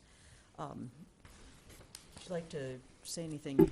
Yeah, so, you know, at the last meeting, we did hear the results of our polling from reps from TBWB and Godby and Associates. And the board directed me to investigate what it would look like to engage with them for phase 2, the information phase and measure development phase. And so the contract is attached there. I did receive a question, and I have a handout here. I received a question from the board, like what activities would TBWB be doing over the course of the next few months? And so I have here a short memo from Sarah Stern that describes that, and we can put this out there for any member of the public. Oh, can I have one? But essentially, the activities described there are activities that will support the district at getting the best start in terms of information, ensuring that our community understands both our need for funding as well as the opportunities that exist within our district, and that we're a good bet if you were going to bet on something. Because a community member needs to understand their dollars would be used appropriately and efficiently. So anyway, those are the major activities that they would engage with our district on. The culminating activity would be sort of the bringing of the resolution to the voter's office and making sure that it gets on the ballot in all the proper and technical ways that it needs to get on there. So have the April deliverables already been done? That would be some of the things that they would be working on and deliver with the remainder of this month, the last couple of days. I do have drafts of some of those FAQs. All right. Yeah. That was what I was thinking. All right. Before we get into discussion on this, I do have a speaker card on this topic. Ms. Melinda Dart. I thought maybe. Hi, Melinda Dart, AFT 3267. I'm sure that it's no surprise to anyone that I'm standing up in support of going forward with this plan. Because as I said before, I think that it's now or never, that we have a perfect time to do it next fall. And I do believe we can't do it alone. We not only need the help of the community, but we do need the help of the experts to get us going. And there's a recent article from School Services saying, actually there's been several articles saying that school funding measures poll very high right now with the public. And I believe that even our own measure here in Daly City can poll high, and that we can, I think we've been making a case over the last few years, and we can continue to do so, and the time is right for us to go forward. Thank you. Thank you, Ms. Dart. Okay, so is there any discussion or questions from members of the board? Yeah, I just wanted to ask one thing. Bernie, are you aware, can explain on what was in our packet on the Exhibit 1, Schedule of Prices? So when it talks about a cost for a brochure 11 by 17 or equivalent with reply card, what's the reply card for? So in the past, the reply card has been something that the recipient would send back and say, yes, I'm interested in learning more about this. I'm interested in supporting the district. And that serves as a basis to gauge support broadly in our community. So is that reply card have postage on it? I don't think it does. I do think that the reply card sometimes also has an electronic format that folks can utilize to make a response as well. Oh, okay. Yeah, because I just want to know, I mean, sometimes if they have to look for a stamp, put the wrong amount on it, Yeah. postcard, it may never come back. But just, I mean, I know I'm asking details, but it just jumped at me. And and I don't know, it's an opportunity for the recipient to respond and say, yes, I want to learn more, or yes, I want to support this. And the other second question I have is it more geared towards parents and families, or is it for anybody? Well, I think the targeted audience are registered voters, and those would be the main recipients.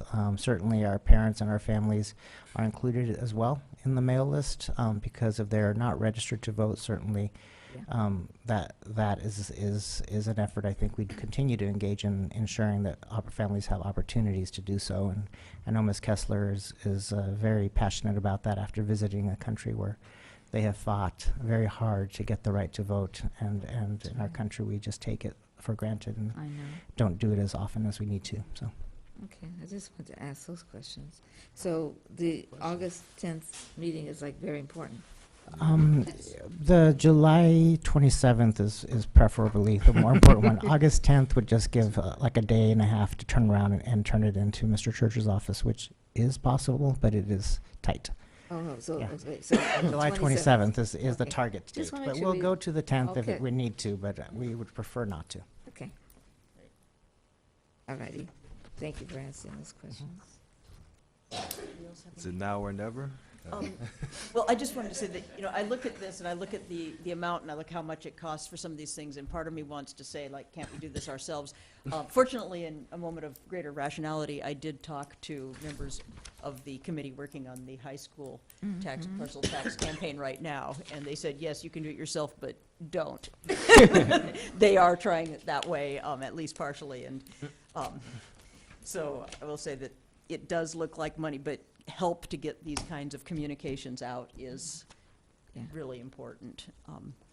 And that we do need that, as Ms. Dart said, we do need that professional assistance to help get our. And and I think it will set up, if the board decides to move forward, it will set up independent committee. Yes. To a good start, by just getting the word out. We're a good district, we're offering good things, we have a need. And every other school district around us is locally funding their school district's efforts, so. And this communication does fit partly with one of our board goals of communicating more clearly to our community Well, they the wonderful should, yeah. things that our district is doing, as we were hearing tonight. So, Absolutely. just wanted to put that out there, and then if there are no other further. Well, I want to do the motion. Okay. I'd like to make the motion that we go ahead and adopt this, and where's the proper language here? Thank you very much. Okay, so I'd like to make a motion that we contract with TBWB Strategies to engage, the strategy contract phase 2 measure development information. Is that right? Is that enough, right? Yeah, I think so. Do we have to say the amount? Oh, not to exceed $50,000. I knew there was a price. We don't want to give There's it. always a price. We don't have a blank check now. Okay, do we have a second? Second. Okay. All those in favor? Aye. Aye. Any opposition? That was unanimous. And this is a great opportunity for our parents and our teachers and all of us to work together. Okay, and item G, we're falling behind here, so we'll keep moving along. Personnel Commission's 2015 Annual Report. Thank you so much for your patience. Education Code Section 45266 requires an annual report be prepared and forwarded to the governing board outlining Personnel Commission activities. The 2015 Annual Report has been reviewed and approved by the Personnel Commission and is submitted for the board's information. Well, thank you, everybody. Mr. Vidal, if you give me 3 minutes, please, I'll be happy to, no, I'm just kidding. Be happy to wrap this up a little sooner. Yes, there we go. Applause from the back. I noticed you moved to the back, Mr. Johnson. Oops, I took something else. Thank you, everybody. My name's Brent Marquez Valenti. I'm the Assistant Superintendent for Human Resources, and this is, I have the privilege to present my first annual Personnel Commission report. I'd like to start, though, by recognizing our Vice Chair, who's here with us tonight, of the Personnel Commission, Mr. Dennis Shreve. Dennis, can you stand up for a minute? Appreciate it, Dennis. And he and I recently attended some conferences together down in the Southland, and I'll mention a little bit. So I want to start with the highlights. The highlights: I was appointed as Assistant Superintendent of Human Resources in charge of both classified and certificated personnel. You know, certificated personnel is one thing, but classified and the merit district and, you know, what the Personnel Commission addresses is a whole different thing. And I've been a teacher, I've been a vice principal, but I really never got into the merit system. So that was a very big learning experience, and it still is. Just right off the bat, I really want to acknowledge also Clorinda Lauderdale and Lisa Sue, Jan Hopkins, and certainly Georgia Law, all the folks that have helped make this more palatable for me, because it's a big, different experience. So the board itself is board's representative to the commission, Mr. Ron Appel, was appointed this year or last year for another 3-year term, and he's been elected as the chair of the Personnel Commission. CSEA's representative, Mr. Shreve, who's here, was elected as our vice chair, and Ms. Sonia Reyes, who is not here tonight, is the representative that was appointed by the commissioners. The commission is also represented in the California School Personnel Commissioners Association, which recently sponsored professional development workshops down in Southern California. Those workshops address legal updates, preparing interview panels, how to use social media to recruit, understanding personalities and communication styles, addressing bullying in the workplace. So there's a whole group of workshops that we attended. Some we attended together, some we attended separately. It's been a busy year. It's a good thing. We've been able to hire new folks. We have, the district's employed 263 regular classified employees. That does not include our substitute classified employees, which make up quite a few folks, and we really appreciate all the help because they do step up quite frequently. We've had exams given for 19 different classifications. 8 employees were promoted to positions with higher pay. 8 employees had increases in work hours, and 3 employees have retired this year.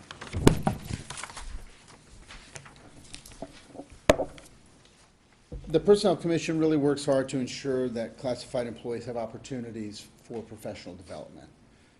Specifically, we started out with safety, injury, and illness prevention, professional behavior in the workplace, and again, we've got some training on that ourselves at the workshops. Child abuse reporting, and also things that in the classroom, working with English language students, we've had support for them in the English language development instruction. Also supporting our students with special needs. We've been getting more of our special circumstance instructional aids in the classroom to support those students and getting them the support they need to be effective. Like the Board of Education, Personnel Commission has goals. Those goals include maintaining recruitment and selection systems that are based on the merit principles, providing the staff development for our classified employees, like I mentioned before, maintaining efficient personnel operations, and that, like I say, really I got to tip my hat to Clorinda and Lisa keeping me in line, and developing clear lines of communications, whether it be at the schools, between the district office and the schools, or the individuals, and all the different things that take place with both employee groups. It's very important to be open, transparent, and available.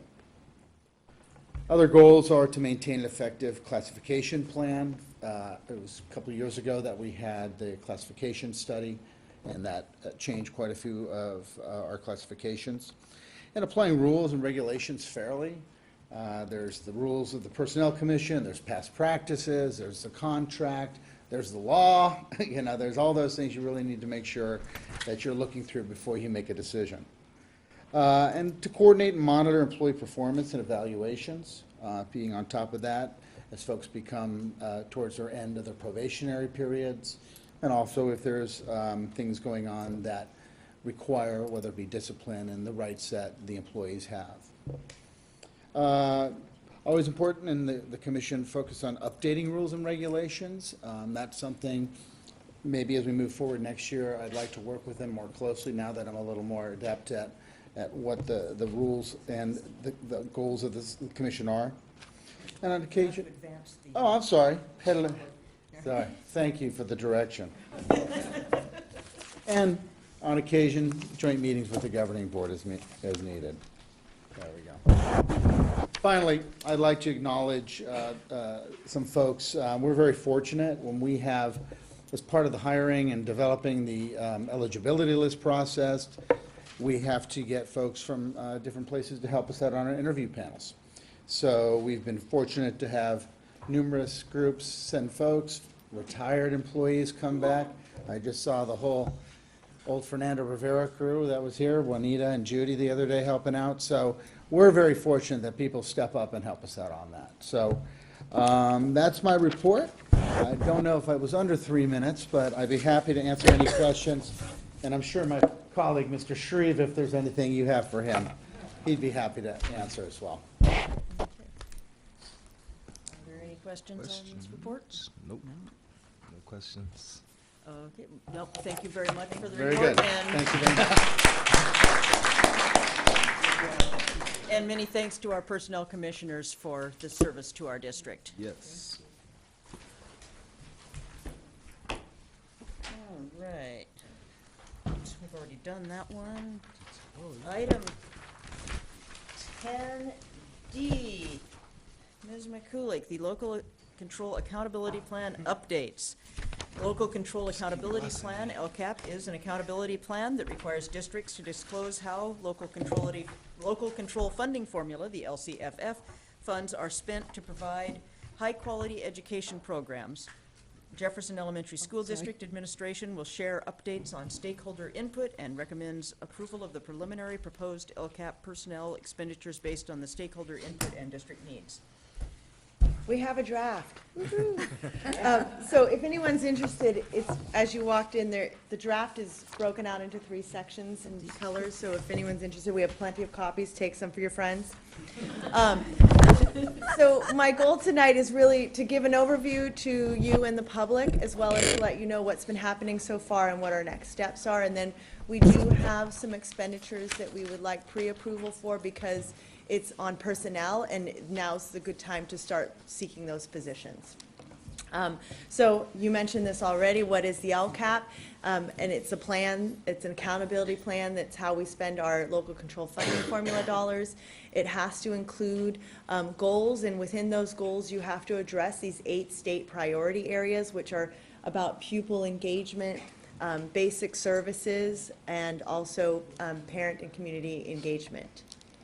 So the LCAP is funded through the local control funding formula. It has basically 2 buckets or 2 bags of money. There's the first one is the general fund, and that is all the basic services, all of the employee salaries, teachers, classified staff, the facilities costs, administration.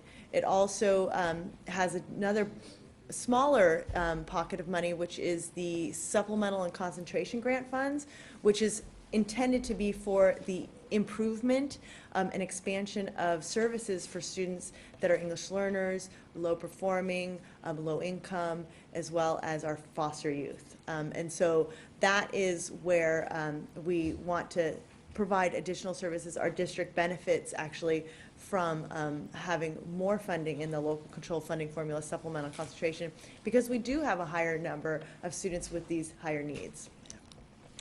So what is the process? You've seen this before, so this is just really for the public too. It's just we look at the data first in the fall, we consult with stakeholders in January, ask what needs to be, what do you think should be added to the future LCAP. In March, we ask folks to say, if you were to prioritize, what would you like to see as a priority so that they can inform us as we draft this LCAP. And then right now, we've created our first draft that was shared publicly last Wednesday for further consultation. And you'll see at the end of the presentation today, there's an opportunity for folks, if they want to give input still, they have till Friday to give input online for the next version of the draft, which will then first be presented to our Parent Involvement Advisory Committee in about 2 weeks, and then our District English Language Advisory Committee. They're all within about a week of each other. And once those 2 required district committees give their stamp of approval on this plan, then we bring it to the board. So it's really getting their consult and their approval. And then we'll bring you a draft in May, at the end of May, and then in June we'll be asking for final approval of this draft in a public hearing, followed by a final approval the following meeting, as well as it will coincide with the budget for 2016-17. So you've seen this slide before. These are all the meeting dates that have happened. It's really just to show the stakeholder engagement that we have had. So at last week's meeting, the purpose was really to give stakeholders an opportunity to take a look at the draft, and then to provide a venue to collect questions and comments, which I'm still collecting. In these comments and questions will be posted on the website after the window closes of collecting questions and comments on Friday. So, as I mentioned earlier, in March, we asked folks to prioritize, and so we did it through a Google form survey. And so you can just see the amount of input we received. Over 1,085 people responded to the survey. Majority, more than half, 58%, were parents. And actually, that's about 12% of our parent population, which is high for a survey like this. And then you can see our certificated staff, high response. We have, that's more than half of our certificated staff. I think it's probably close to 60% maybe of our certificated staff. So that you can see the kind of input we received.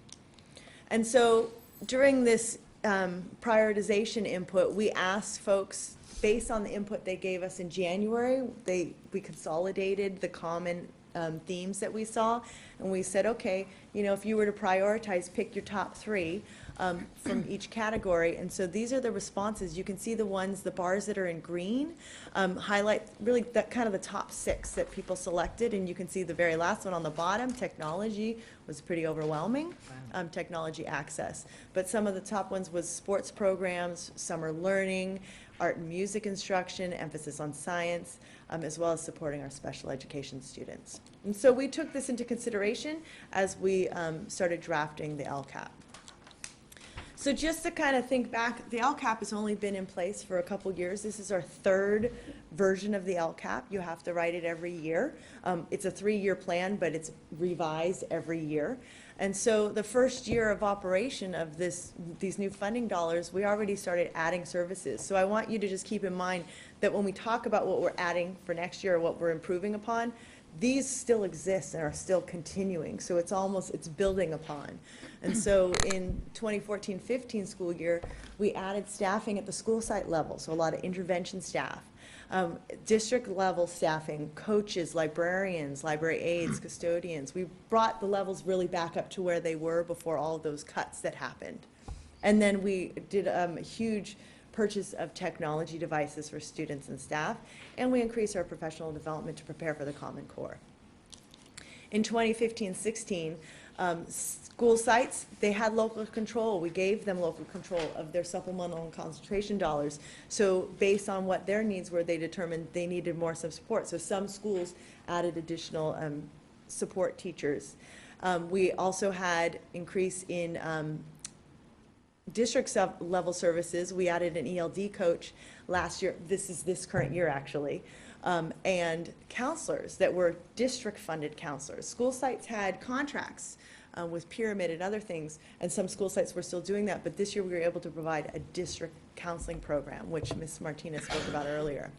And then also we added the after school sports program for our middle school students and our K-8 students. As you heard, that FDR won the and then increased technology. You can see over 2,300 devices were deployed over the last 2 years. And so building, not only having the devices, you need people to support the devices, so building that department as well. And then we had additional professional development, because it is a yearly, it's a process to get ready for a new set of standards that has been in place now for a couple years. So what we're proposing in this LCAP for next year, this is the actual language that's in the LCAP, but I highlighted in color just the gist of it, so it makes it easier to read. The ones that have the asterisk at the end were included in the top 6 on that chart, the green items. So you can see these are some of the actions. So a lot of the actions are ongoing, and we're not highlighting them tonight. These are just the new ones. So really increasing technology access. That one-to-one we're doing for the middle schools as well as the K-8 school, FDR. We're going to have a one-to-one student-to-computer ratio starting with 6th grade. It's called School to Home. So Ms. Great. Baroni will be talking about that. I think she has talked a little bit about it too. And then it's going to expand. The next year will be 7th grade and the next year will be 8th grade, so that the middle schools will be 1-to-1. And so that's kind of where we're starting there. And that's with a partnership with San Mateo County Office of Education and I'm forgetting the name of the program, Technology. Petals? No, that's science. Technology, Emerging Technology Fund? Yes, so there's an outside organization. The next one is expand emphasis on science instruction, and that is really getting ready for the next generation science standards that are coming. That's kind of the new Common Core for science, but they're a couple years behind the ELA and math Common Core. And so we're actually partnering with San Mateo County Office of Education on a grant called Petals, and it's Partnership of Excellence in Teaching and Learning STEM, I believe, is what it stands for. And so 2 of our school sites are participating fully as a whole school in the grant, Westlake and JFK, and other school sites are showing interest and will be participating as well. And so we'll be updating you on that grant as it starts rolling out, but that's a 3-year grant starting next year. And then we also have a team at the middle school level preparing for the transition with a representative from FDR and the 3 middle schools. And then also some out-of-classroom experiences like garden grants and things like that. We also talked about the reducing split grade level classrooms so that we can avoid splits, because those are difficult for students to learn in those environments. We want to try to avoid them if we can. Improving art and music instruction, and I'll talk about that as well a little bit later. And then newcomer classes, we have a lot of students that are new to the country, and so we have a lot more students, and so we need to expand those classes to help serve those students. And then offering summer learning. The Big Lift has been a really great supporter of our summer learning program. We're going to have entering kinders and entering firsts. This is a free program to our families, and it's actually part of our grant, so it's free to us too, for the most part. And so it's a 5-week full-day program, 8:30 to 4:30, I believe, at JFK and Thomas Edison. And so this is exciting. And then every year beyond, they're going to go to entering 2nd grade to entering 3rd grade. So each year it will grow. And then we also have a math grant too. So there's some summer learning as well, a math summer lab for our middle school students. And then we are thinking about the community schools and engaging the community and helping support families that are needing more than just the academic supports. And so supporting district school resource coordinators, which is really how to so having 2, so kind of like starting the programs at the school sites and then building it so that the district schools can build these programs. So supporting it at the school site level and then moving along so other school sites can build those programs. And then we need to give our website a facelift as well. And so investigating that, looking into that, and trying to find a better way to communicate with our community. And then as we're thinking about our early learners and building our preschool programs with the Big Lift, we need playgrounds that are appropriate for them, because there's regulations. You can't have a certain age playing on certain playgrounds, so we need to upgrade them as well. So all of these relate to our 4 district goals, as you can see. You hopefully are very familiar with these. And then, as I mentioned earlier, the template is broken out into sections. The section in blue is stakeholder involvement, just a narrative about how we engaged everyone. In white, it's all of the goals and actions for the 2016-17 school year and beyond. The 17-18 and 18-19 will be added. This is still early forms of the draft. And then the pink section is the last 2. It's the annual update. So what we did, all of our actions from 15-16, and what the outcome was. You don't have these copies? No, I'm looking for pink, and I don't see pink. No, but they are in the front. Oh, I should have pulled them over for you. My apologies. However, you'll see a full draft in May. Okay. So really kind of just the highlights of what's different. This is really just an update highlight. The stakeholder involvement, we just distinguished between the years because that was not as clear last year. And we're getting a lot of support, technical support from the San Mateo County Office of Education. They are the ones that are approving this plan. And so all along the year, as we're going through the process, they're giving us feedback and saying, you need to add this, you need to change this. And so that by the time we get to you with a plan, we're pretty sure that San Mateo County Office of Ed is also going to approve it. And we won't have to come back to you. So in the second section, which is goals, actions, expenditures, and progress indicators, that's the 16-17 plan.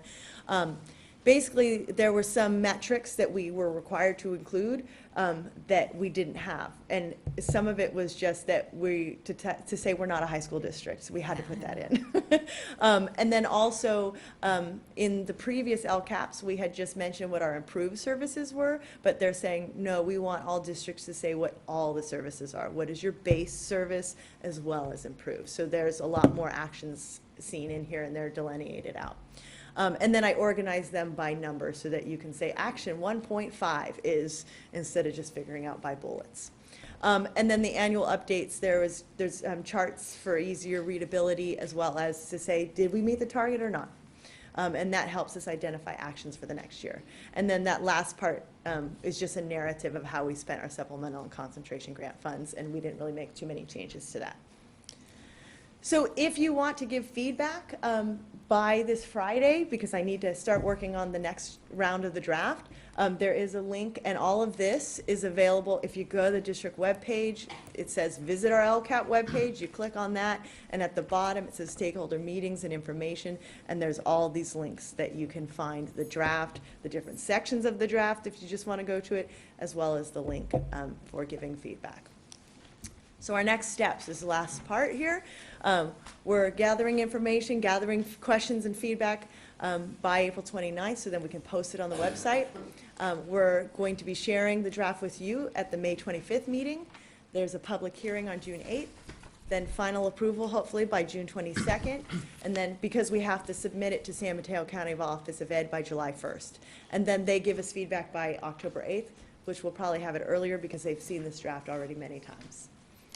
So what the goal for tonight is those personnel expenditures that you saw earlier. I pulled them out so that you can see some of the increases in personnel that we need to start looking for now. So we kind of need pre-approval. So we're asking for that authorization tonight. And so you can see hiring 3 teachers to reduce split grade level classes, expanding the art and music instruction, and that includes really having art and music instruction for the middle school students at FDR, as well part-time, as well as supporting district music programs. And then our newcomer class, we're going to open a new one, or an additional one, and then also those 2 district resource coordinators, school resource coordinators. And then just to highlight, it wasn't in the other slide, but just to highlight that we do need to add, we have added the library technician. They mentioned earlier the half-hour additional time at FDR, as well as the part-time counselor, which wasn't in our previous LCAP, but has already started, and so we want to make sure we have approval for that to continue for next year. And so you can see the total amount.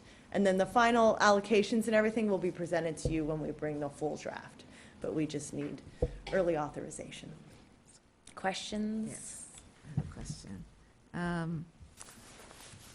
So when you say that you're hiring 3 teachers to reduce the split grade level classrooms, which I'm glad about, do we have classrooms for them? Yes, yes. I mean, a silly question to ask, but I'm just asking. That's why it's modified with where possible. So when we have classrooms at a school site, we've identified 3 places where it can happen. Okay.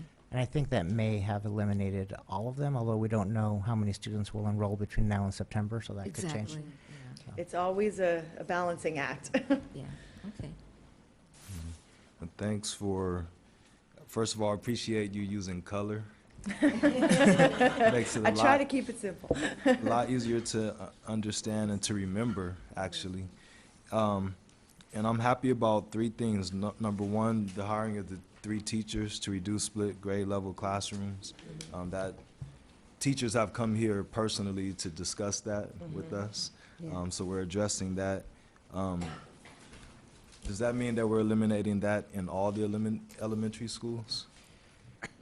I think in the plans right now, I don't know, Mr. Valenti, you would know better, but I don't think we have any anticipated split grade levels right now. Like I said, we don't know how many students enroll between now. We got hands in the back of the room. So. All right. Yeah, I'll just leave it at that.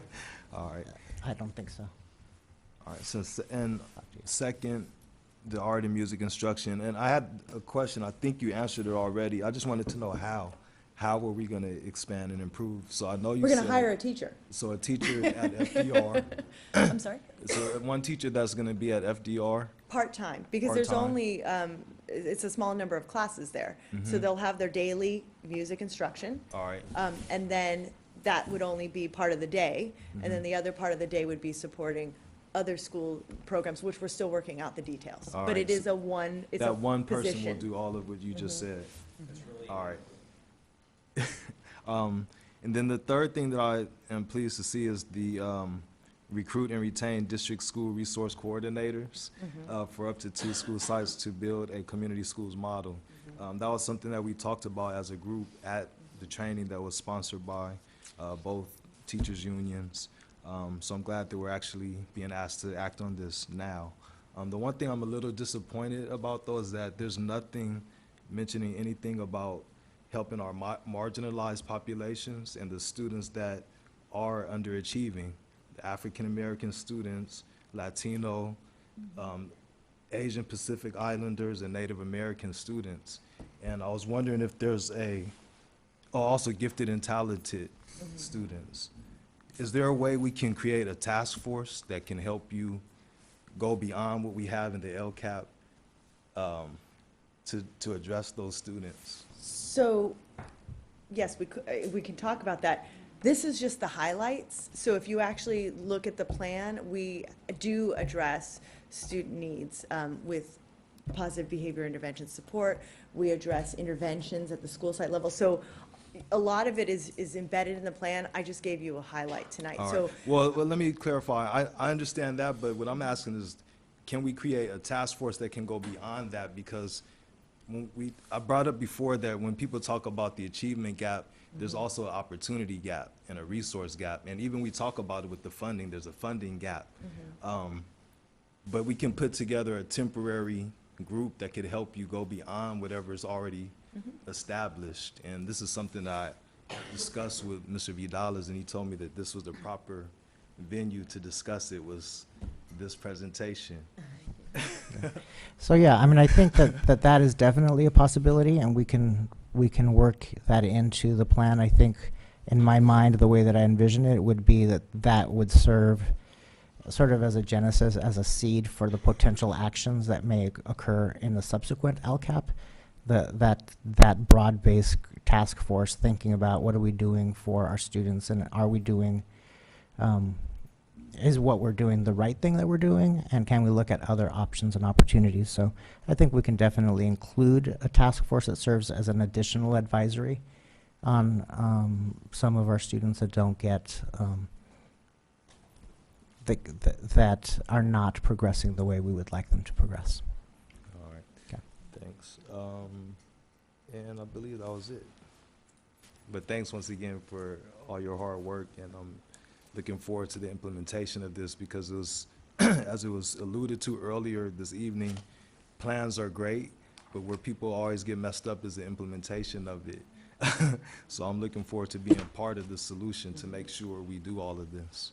And the annual updates shows what the implementation is. We're held accountable. That's why this is called the accountability grant. Exactly. Other questions? No, I mean, I like what I see here too, and I'm glad you brought up, because that's sort of been a topic for a long time, is what can we do and how can we get to reach those groups that don't seem to be growing as much as we would like to see them grow. So that would be great if we could start working on it, because by putting it off too much, they get further behind, I think.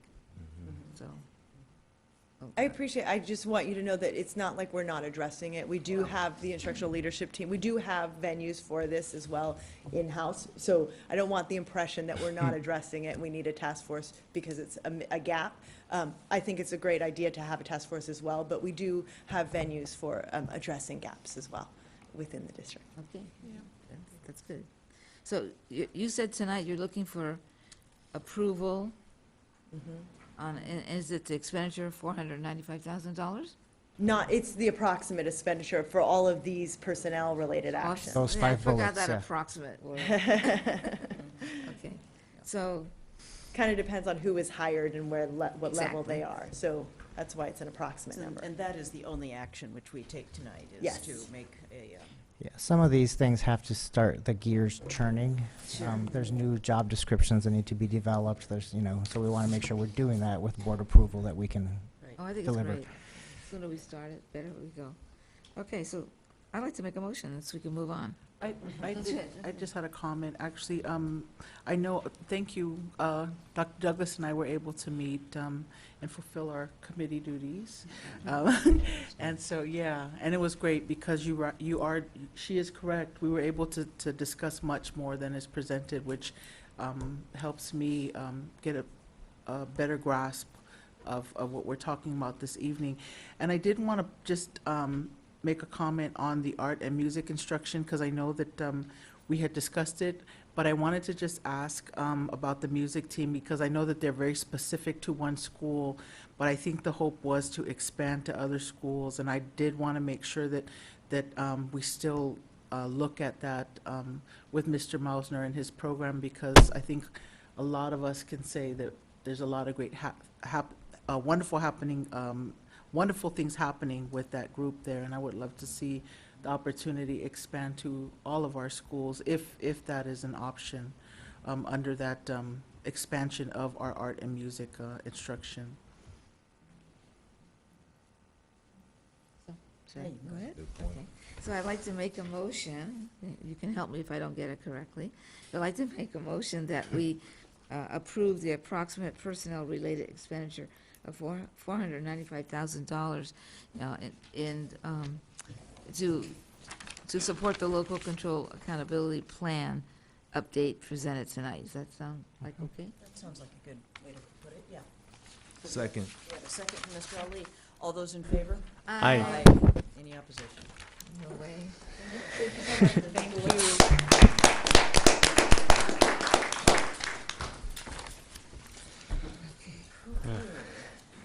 Section 11.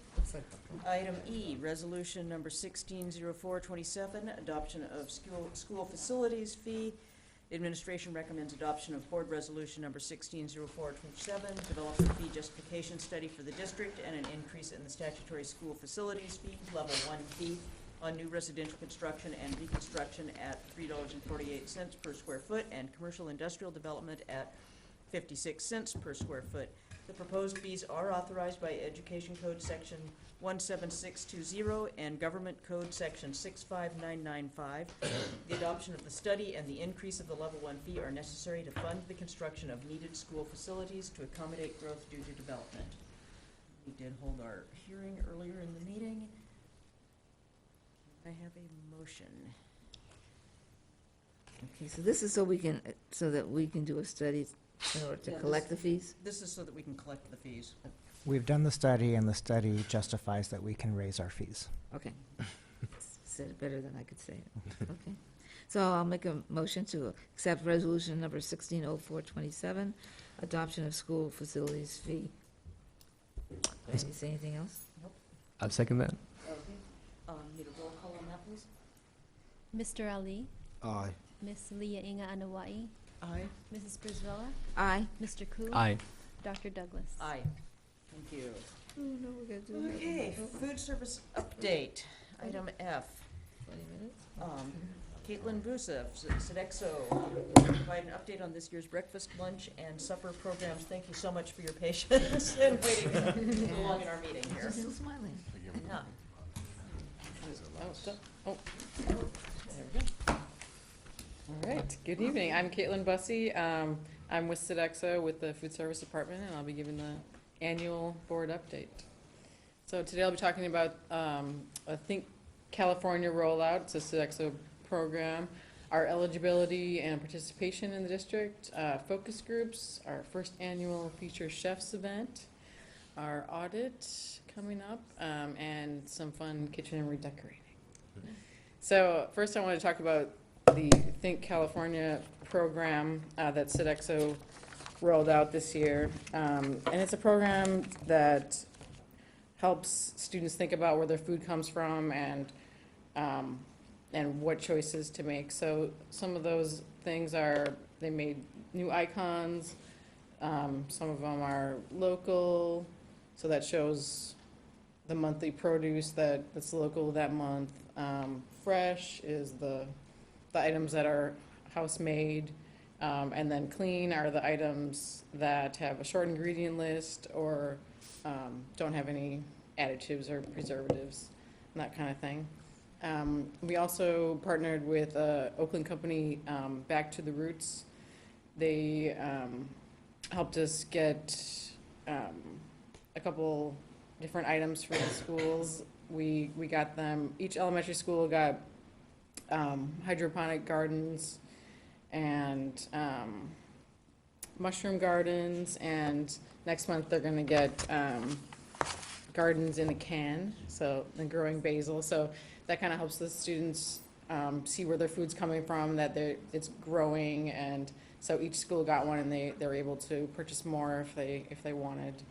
And also with the Think California, some of the new ingredients that we changed to are all the ground beef and beef crumbles, like that goes into like a meat sauce, that kind of thing. All of it's 100% ground beef, no fillers or additives or nitrates, because a lot of beef has soy and all this other additives, so now we're using regular Pink beef. sludge or whatever. Yeah, yeah. Yuck. Yeah, that was an issue a couple years back. And now all of our hot dogs and lunch meats are 100% natural turkey with no fillers, nitrates, or hormones. And we have mostly changed all of our cheese to all natural. We used to use an American for like cheeseburgers and some of our sandwiches. So now we're pretty much all natural cheddar and mozzarella sticks and Colby Jack sticks, things like that. And all of our cereals contain 6 grams of sugar or less. Last year and previous years, they were up to 10 grams of sugar. And then also with the Back to the Roots, they provided us, or we purchased cereal from them, a couple types that were less sugar and a clean label. And all of our milk is hormone-free. Our chocolate milk is high fructose corn syrup free. And we're also moving a lot of our products towards no high fructose corn syrup. And that's with help from the manufacturers changing also. Since people are more aware of it, the manufacturers are getting on board now, so it's a little bit easier for us to get products that don't contain that. And all of our grains are 100% whole grain, and we always try to maximize our local produce, which year to date we're at 36% local, which is defined as 250 miles for this. Next, I want to talk about our eligibility. So this is showing the eligibility for the students eligible for free lunch, reduced lunch, and paid lunch over the years. So as you can see, this year we took a big hit in the free percentage eligible, and that has shifted to reduced and paid. And our enrollment has been steady or increased over the years. And let's see. So this is the same information, but just 3 years, showing the changes in eligibility.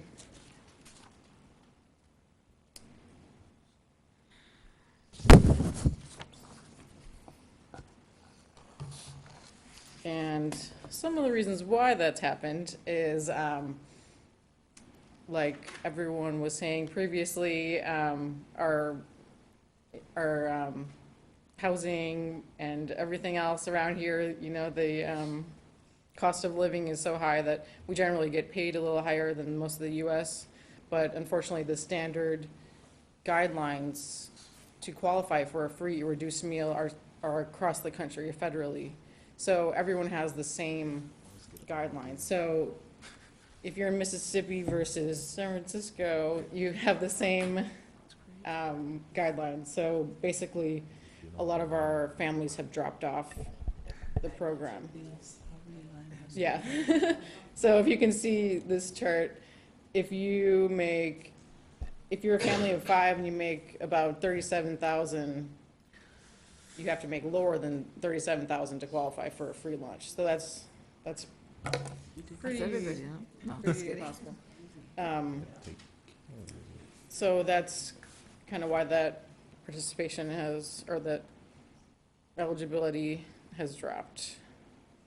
And also with minimum wage increases, that'll even make it further affected.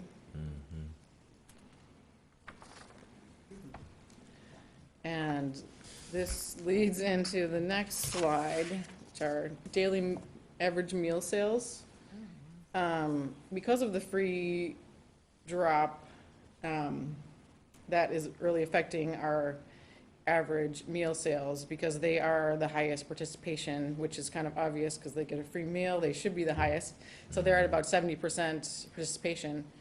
And they've moved to the reduced and paid categories, which are reduced is about 60, paid is about 30, so it doesn't really make up in those two categories. So that's kind of why they've gotten lower over here, so.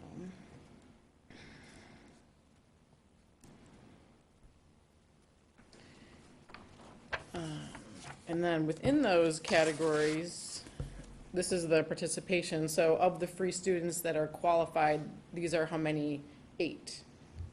So it's pretty flat. So free has gone down a percentage point every year, reduced a couple over the years, and paid has actually gone up.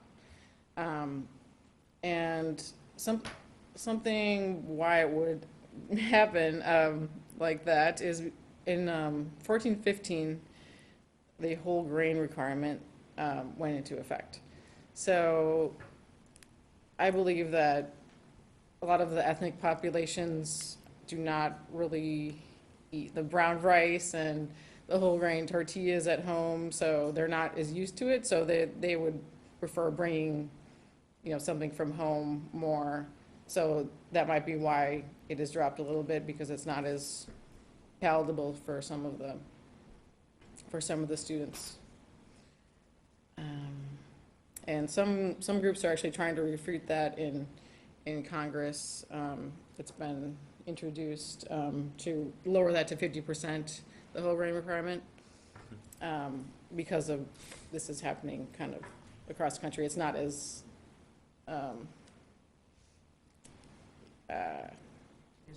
yeah, they don't like it as much. Like their Wonder Bread. So then some people are seeing that they're bringing something from home that maybe isn't even you know, good food. So, you know, they're getting the fruits and vegetables from us and the whole grain meal, and then maybe they're bringing something else that's not really a complete meal. So that's what kind of why they're trying to refute that. Let's see. And I've done a few student focus groups. I started with the middle schools in the student government classes, so they gave me a lot of good feedback on what they wanted. Obviously, some of it we can't do. We can't do, you know, sushi every day and that kind of thing. But I tried to implement what we can.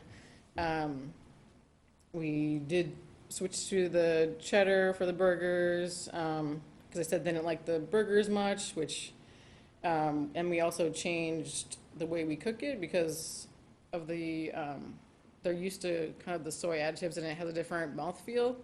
And it also gets a little drier, so we are kind of steaming them now. So we're changing that.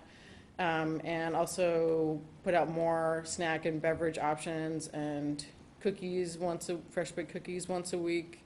Some of the new items are 3 types of granola bars, Izzy sparkling juice, Chex Mix. So I hope they're liking that. I'll have to meet with them and see if they're happier. And we also have a tablet now that we can survey students on site faster with SurveyMonkey. And we've also done a lot of informal surveys at the schools, just asking, at the dinner program, what would you like to see? And so we've changed our menu a little bit based on some of that feedback. And then we've also done a menu advisory meeting this year, which was open to the public, to anyone to comment on the program or any feedback. We didn't get too much participation, but there was 4 of us, so we had at least a little meeting to talk about some of the things that we're doing and some of the hurdles that we have. Then we had our first annual Future Chefs competition. Oh, that was great. Yeah, it's a really cute event. All the grades 3 through 5 could submit their favorite healthy breakfast recipe. Every year it's a different theme. We only had 8 or 9 submissions, so I only had to get rid of 1. Usually you take the top ones and then they all come and compete. But I'm sure next year it'll be a little more popular since it's the first year. And 1 person couldn't compete that day, but they all came and just kind of like a little Iron Chef event. It was really fun. And then there's prizes at the end, and there's our winner, Maha, at the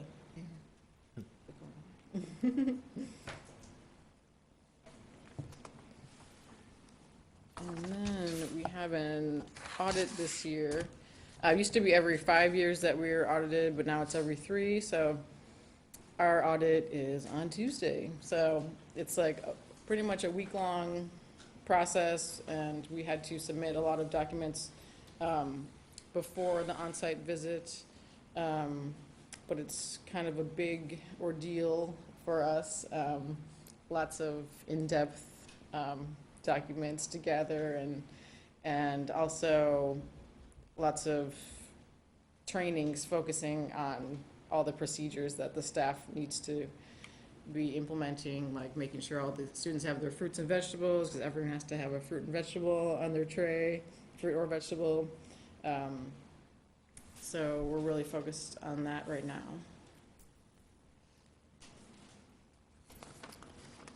And then I wanted to just show some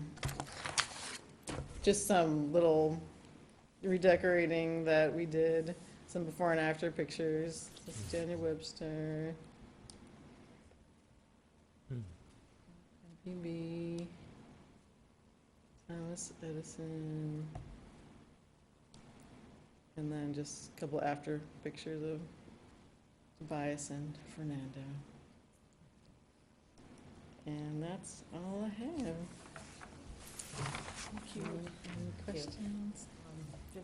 Board members, any questions? No questions, but I mean, we can try to teach the students and put them through physical activity as much as we want, but if we don't feed them correctly, it's not gonna work. So I'm glad that we're becoming more healthy with the options that are provided for them.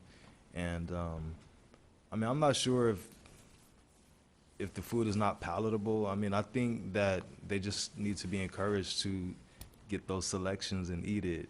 But